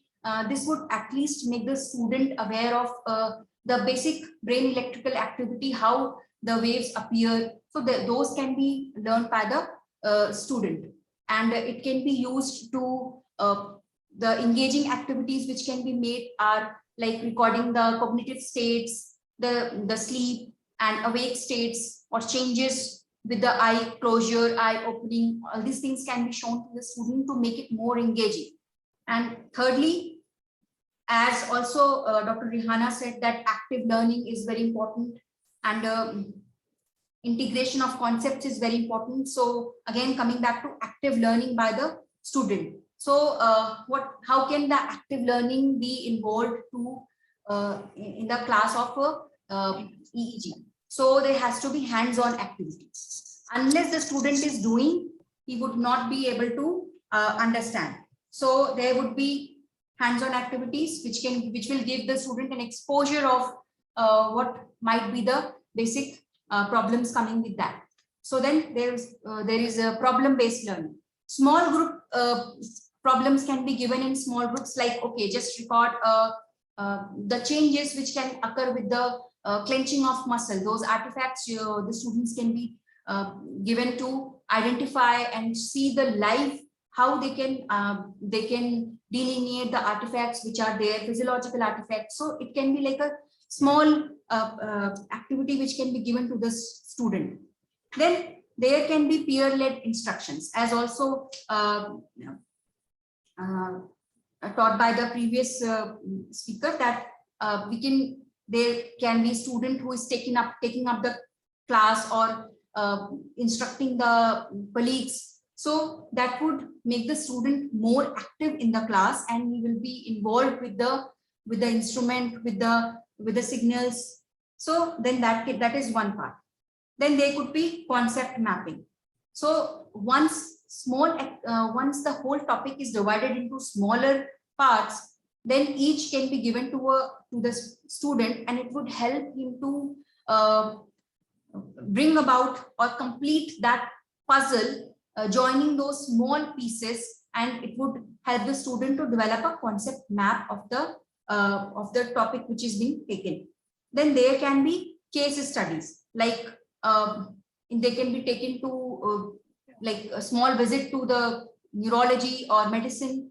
If there are patients, then they can be in some classes, it can be arranged that they go and see some cases, or they can be recordings from the clinics which can be shown to them, like how seizure appears. That would give the student an idea about how important it is for him to understand this, and it can be used in the future. Then there are multiple interactive multimedias which are available, so they can be shown small videos, then animations or simulations to help them understand the complex concepts. Then we have to encourage teamwork. Without teamwork, they won't be able to complement each other. So one student understands something, can help other, then they can help each other to understand. Then there can be group discussions, so that will also be helps the student to get a deeper understanding of the topic. Then last but not the least, we should encourage the questions and feedback, so that we come to know that what they have understood and what is still remains for them to understand. Then lastly, I would say real life examples are one of the things which can be done, like clinical applications. So what are the clinical applications? Disease monitoring under the anesthesia, EEG can be used for monitoring, then evaluation of patients with traumatic brain injury, then research applications like exploring the neural basis of cognition, emotion, and behavior that student can be taught. Then industry applications. So in the recent gaming industry, EEG is being widely used to create more immersive gaming experience and marketing. So that is one thing which can attract the student to develop interest towards learning EEG. Then real world case studies can be given, like attention deficit disorders, or explain the neural basis of sleep. Then finally, we can have more guest speakers who have got experience in the EEG. They can talk to the students. They can give them an idea about what is the current scenario, what is going on currently in the EEG field. So they would be more attracted towards learning that. So finally, summarizing my topic, I would say the need is to identify the first thing is to identify the need where one has to implement or intervene the strategy. Then one has to incorporate appropriate teaching learning strategy. As also told by Dr. Shreen, that working models are important, and clinical based teaching. So that is also one thing which can be used here. And hands-on activities and interactive learning strategies. These are very important for, unless the student does it, not going to learn. Then real life examples, as I've given previously. So besides this, the PG would be, the postgraduate students would be further involved in complete cases. So this is undergraduate might be just, would be sufficient for the undergraduate, but postgraduate has to develop further learning. So this is from my side. I thank all of you for patiently listening to what I was talking about. I hope it was something useful, and I'm really happy to be part of this seminar. Once again, I thank all of you. Thank you so much, Dr. Pooja. Now our last presenter is Dr. Camilla. She is Senior Lecturer at Faculty of Medicine, University of Colombo, Sri Lanka. Dr. Thank you Camilla? very much. Yes, I'm Dr. Chamila Dalpadadu from Sri Lanka. So I would like to thank the Pakistan Physiological Society for giving me this opportunity, as well as the South Asian Association of Physiologists. So I hope my slides are visible. Yes. Okay, right. So to talk about curricular reforms in physiology, what has been happening in University of Colombo, let me take you through the journey, as it were. Now, our university our medical faculty is over 150 years old, and there had been many changes in the curriculum. And it's an uphill journey. And once you reach that pinnacle, obviously the outcome is very good. So from what I gather, all of the universities in the Southeast Asian countries have undergone curricular reforms. And to talk about our journey, we have to be sure, or we had to be clear on the objectives, why we are changing. And we have to identify the stakeholders, why we are doing it and for whom. And we went through a meticulous procedure, a proper methodology to implement. And there were several stages of implementation. And obviously, after such reforms are made, the evaluation process. So this is our beautiful faculty, as I said, over 150 years of age. And recently, in the recent past, from 2018, we are following the new curriculum for physiology. Now, as the previous eminent speakers have mentioned, the curricular reforms are a mandatory component of medical education. And the field of physiology is ever changing, and it's a very dynamic process, as many of you understand by now. So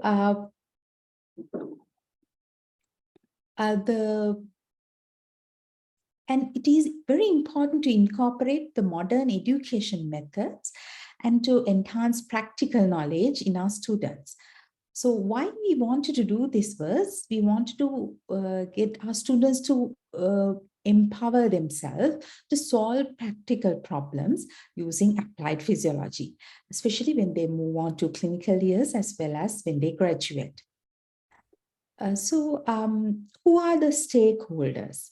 Obviously, the students. We want to give them the best of physiology, and the teachers. We have to be comfortable and be empowered to teach, and obviously the patients. At the end of the tunnel, they will be treating the patients, and whatever we teach should carry forward and to become useful for the patients at the end. So how we did these reforms back in 2018. So we started with surveying or getting feedbacks of the existing curriculum, which was mainly subject-based. When I'm talking about this, it is mainly the first curriculum or the basic sciences streams, as we call it.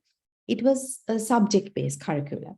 But when we wanted to change, we did surveys. We took feedback from students, the junior, the senior, final year students who are graduating about the physiology curriculum. And obviously we took feedback from teachers as well. So thereafter we did series of workshops, including a curriculum retreat, and all the academic staff members of the given specialities as well as the medical education department got together. And through all these activities were coordinated through the curriculum revision committee as well. And we went on to form a spirally and laterally integrated curriculum, where especially the basic sciences stream, we integrated all the three subjects, physiology, anatomy, and biochemistry, into modules. And it matched the other streams which are going on to span the entire 5 years, like the clinical sciences stream, applied sciences stream, and the humanities stream, the community sciences stream, and so on.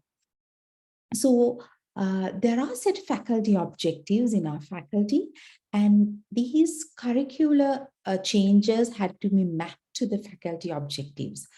The basic sciences stream objectives are clearly laid down, and as in other streams, and the different subjects formulated their objectives according to these modules. So all these objectives were mapped to align into the same curriculum. So we are not teaching in isolation, rather it's an integrated curriculum. So the first year students then started learning in these modules where anatomy, physiology, and biochemistry were integrated. And obviously the assessment blueprint also was mapped, because finally the students should be assessed according to what they learn. Moving on, how did we implement? Now, as I said before, it was a system-wise module, and this was well supported by our learning management system. So initially during the pandemic years, we did totally online, and then we moved on to hybrid.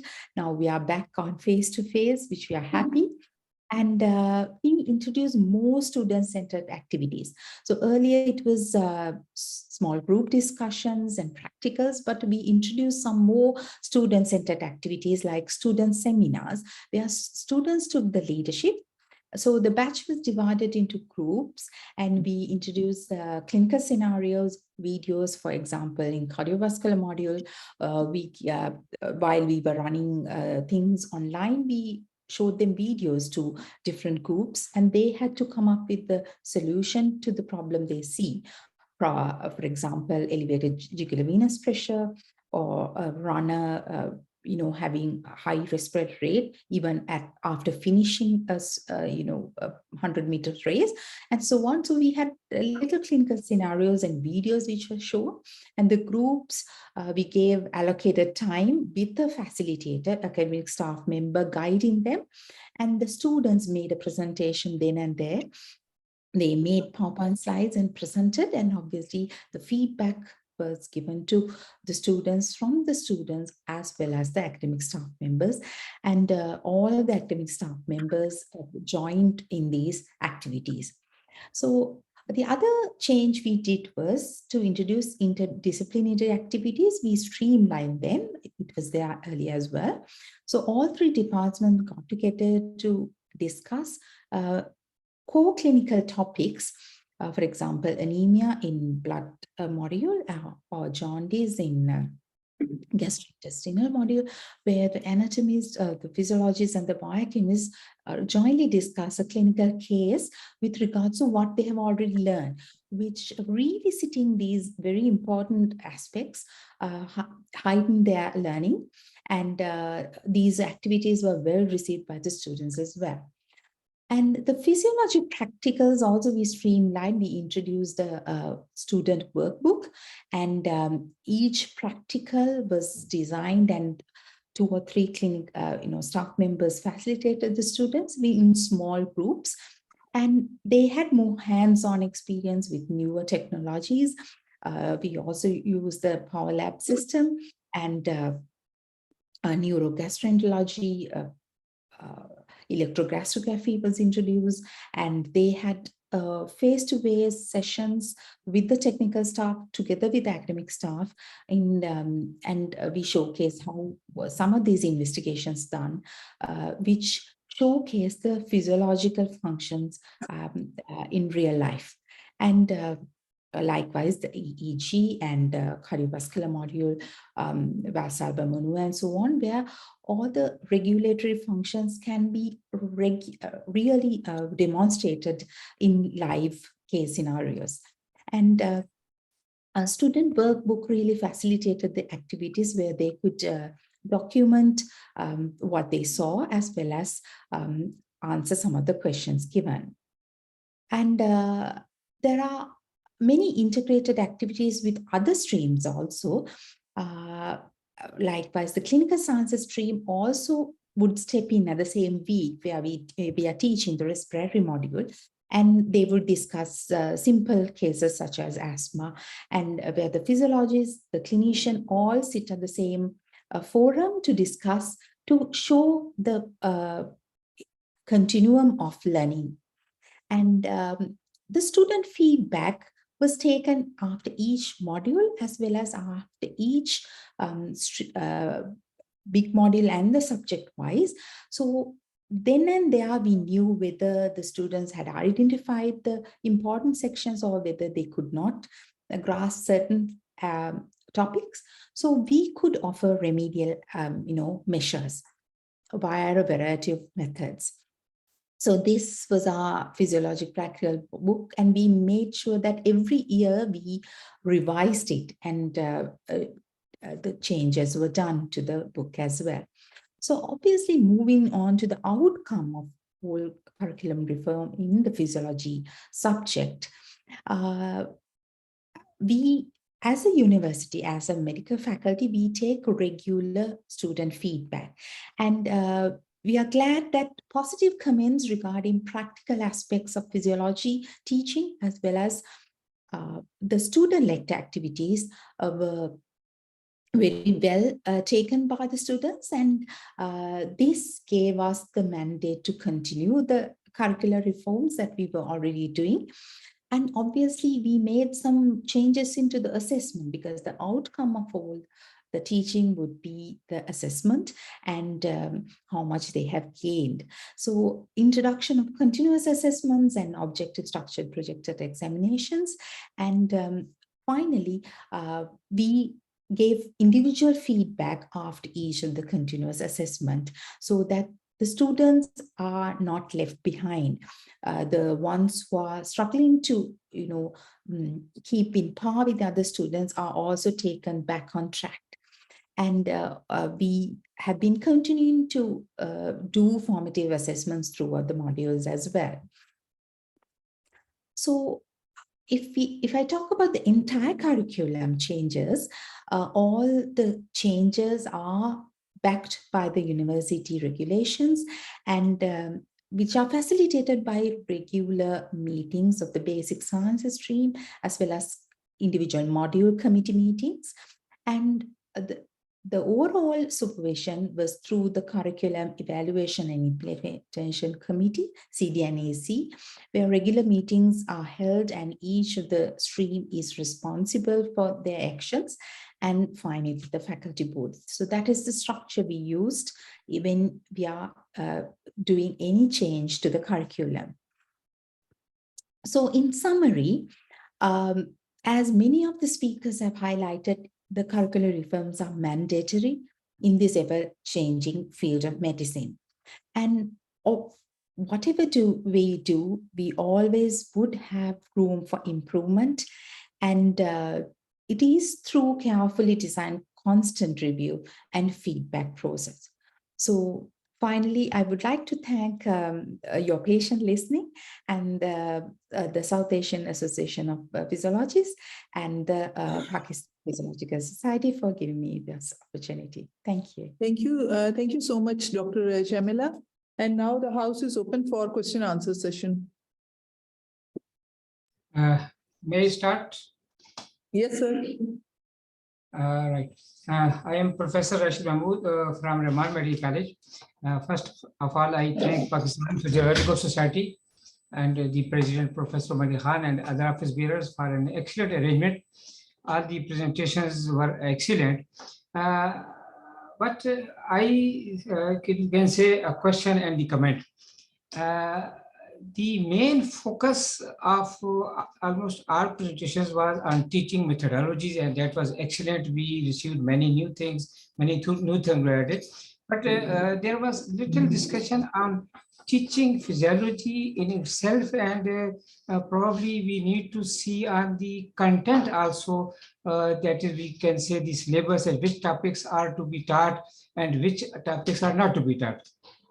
And especially, I want to point out the issue that was told by Dr. Umema Zafar, Associate Professor from Rahman Medical College, that we are, of course, there's no doubt that integrated teaching has got a lot of merits and it is need of the day. But integrating the subjects is somehow disintegrating the our subject. Like she said, that one system should be taught by one teacher. Nowadays, there are specialties. In one orthopedic, there is a hand specialist, and there is knee specialist, and there is the joint specialist and the finger specialist. So there are then cardiovascular physiologists, renal physiologists, and so many. So the integration system is affecting that. And another thing about this integration issue is that if you see the latest books of physiology, most of the books, they start with the communication systems, that is the endocrinology and the nervous system. But our traditional curriculums, they have this endocrinology and nervous system in the second year. They are the two basic systems on which all the systems are dependent. So I would request to anyone who can comment on this thing so that we can further elaborate the things.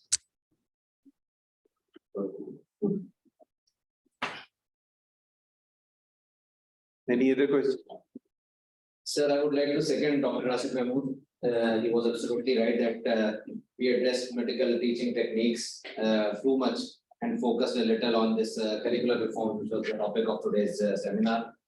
Under the umbrella of PPS and under the wider umbrella of SA, I would like to suggest that if we focus more on this domain in coming series of seminars, and we should allot different perspectives according to the subject-wise segregation, that one seminar should be dedicated to cardiovascular physiology, the other seminar should be dedicated to renal physiology, and so on, so that we can address what exactly is needed in physiology. And as far as PPS is concerned, it should not only be addressing PPS for MBBS, because we have Pakistan Physiological Society, and on a wider perspective, South Asian Association of Physiologists. So when we are talking about physiology, we should see what should be taught under the domain of physiology to MBBS, as well as BDS, as well as PharmD, as well as BS Physiology, and postgraduate level mein in MPhil Physiology, FCPS Physiology, and PhD Physiology. So we should cover all these domains.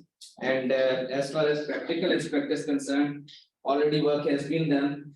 We should answer few unanswered questions. One is the domain of research, whether to ask the undergraduate graduate student to perform a research on hemoglobin. For example, there is a practical of hemoglobin determination, whether our hemoglobin in this part of the world is equivalent to the hemoglobin reference range given in the textbooks from USA and UK, because we are following, most of the countries are following those same. So just address the society needs for the baseline investigations and reference ranges, but we teach in physiology, but we may not be implementing those on clinical level. So these are few cents from my side about today's seminar. Otherwise, very good seminar held by PPS under your and Lodi Saab's patronage. Thank you very much. We are thankful to you. Thank you. I think you are at Vatim. Yes, I am. So you are made responsible for the after in April seminar, and you will run this series, sir, if you allow him. We will inshallah try to host that. आप यहाँ yes, why not? Yes, बिल्कुल. लेकिन यहाँ आके ये जो series चल रही है, आप इसी को कंटिन्यू करें. आप इसका पूरा प्लान बनाएं, and you just launch it. So we thank you very much for taking the responsibility. Any other question?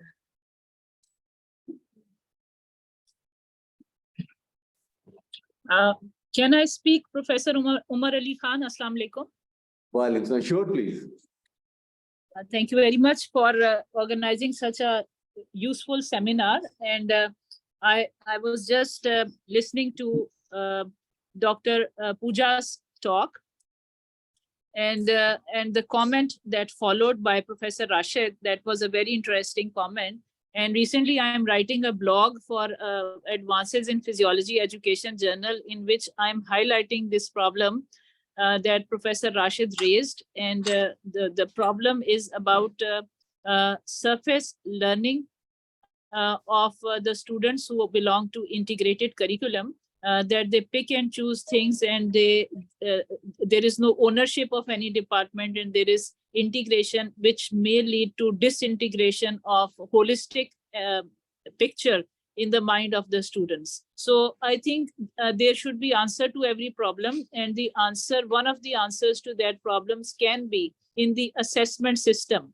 That is, we need to develop an assessment system in which the students, they will not be allowed to pass in a joint manner, and they need to pass individually in every subject, like it is so at Aga Khan Medical College. So I think if every institution puts its foot down where there is integrated practice of curriculum and ensure that the students, they have to pass individually in every subject, then the importance of any subject will not be compromised, and deep hardcore concepts of every subject will be understood and delivered and respected.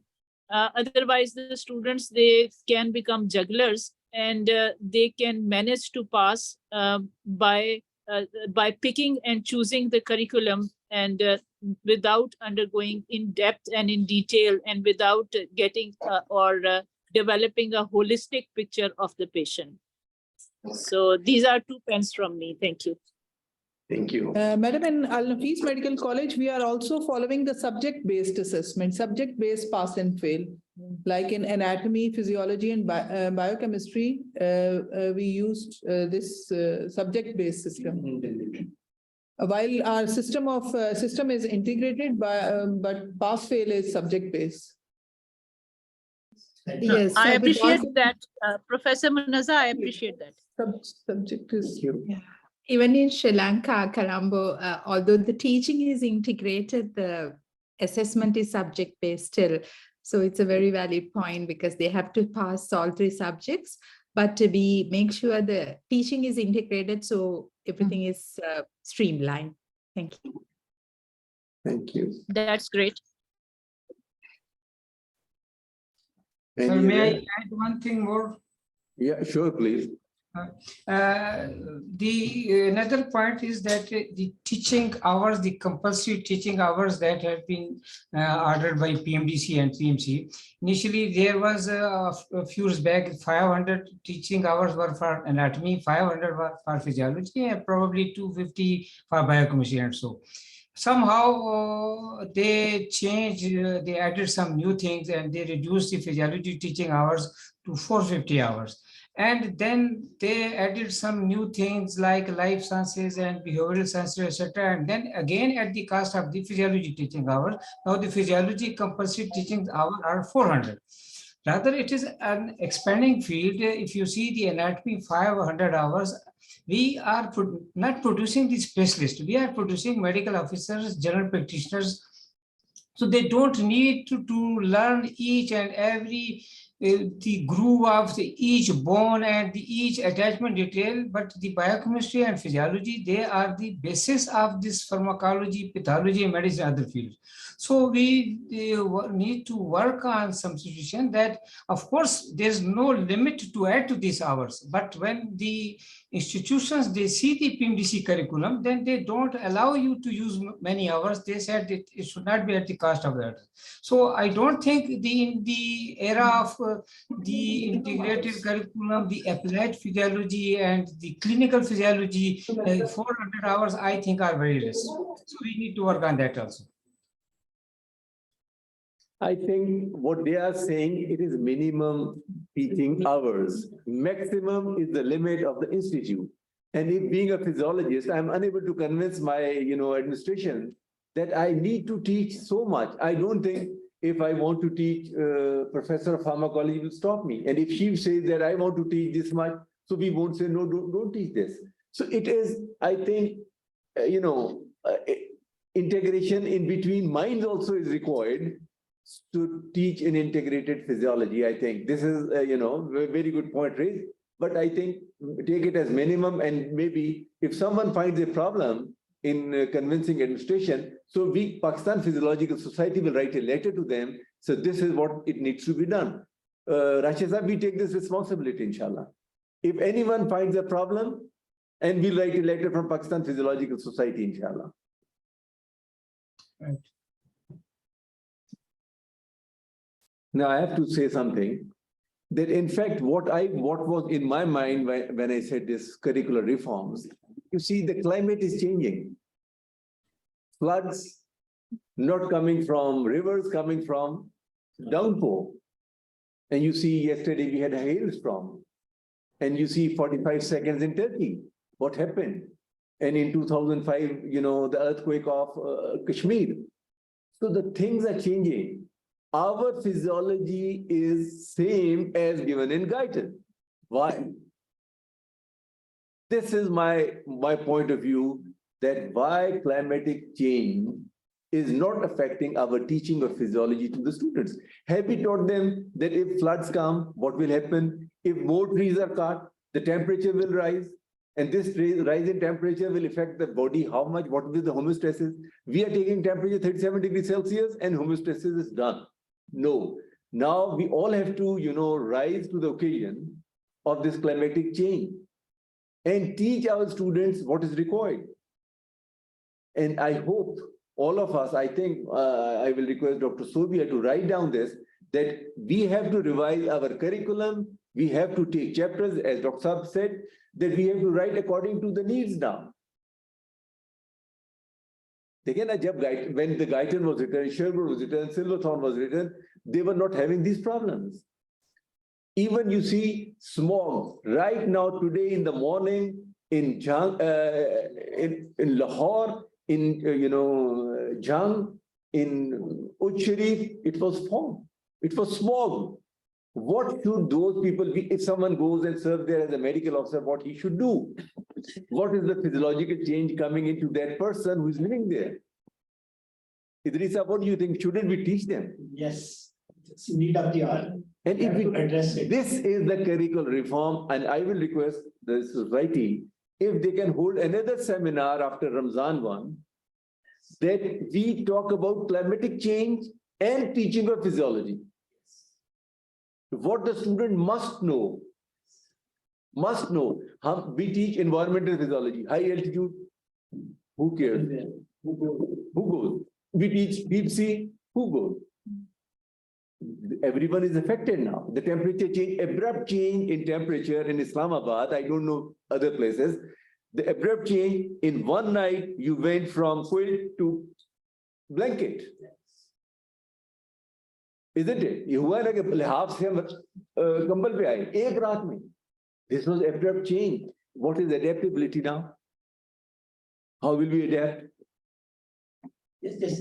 In the morning, I was using a heater in my car, and by coming to the station, See, this change, this is climatic change. And I request all of you who are present, online or on site. So please take up. We put a class for 2 months.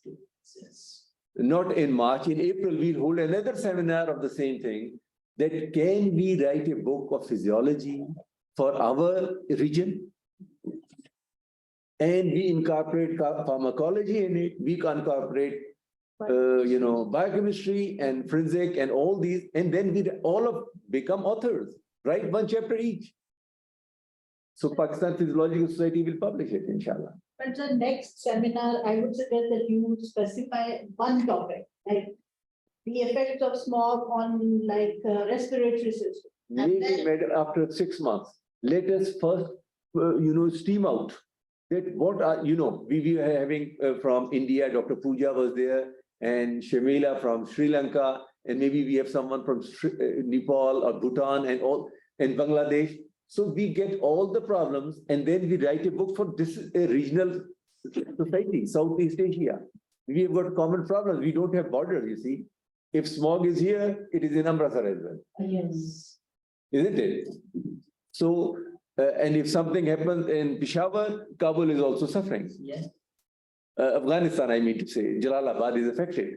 So, dear all, so I would request to please continue this seminar.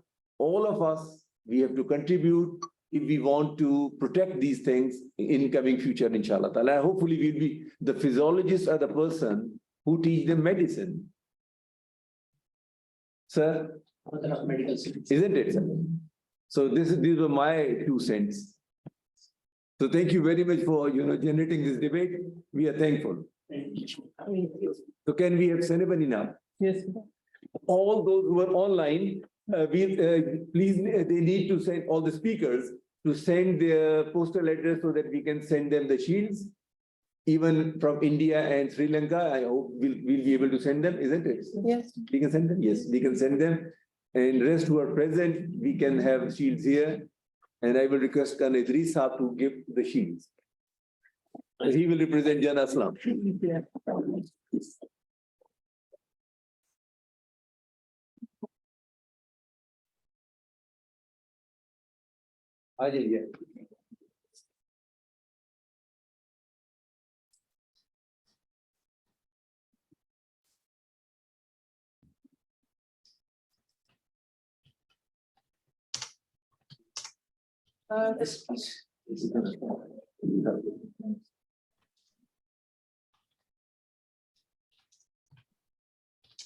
First shield of Jan Aslam, I have to give to Professor Idris. We both are his students. I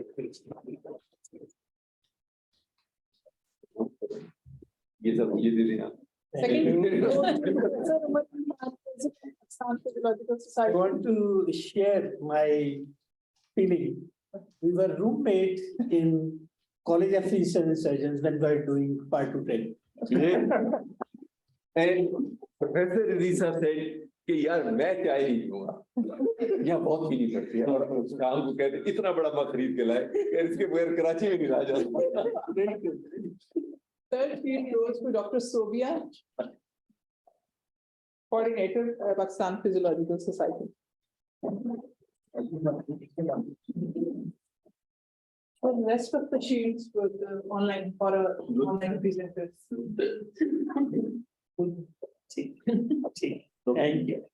Thank you very much. बहुत बहुत शुक्रिया आप सब लोगों का।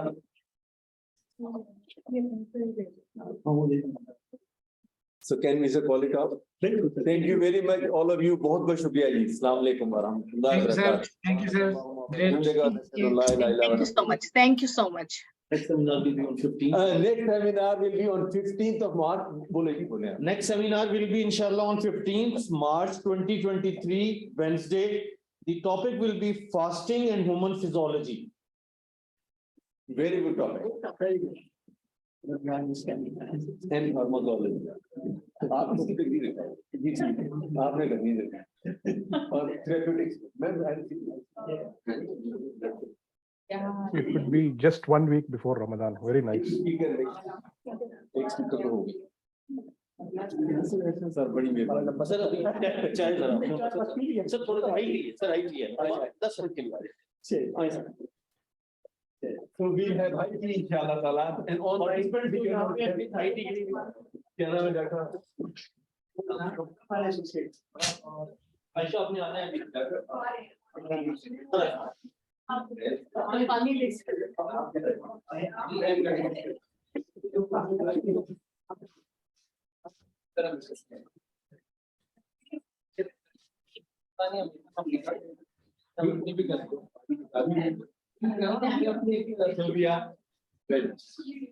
बहुत अच्छा था आपका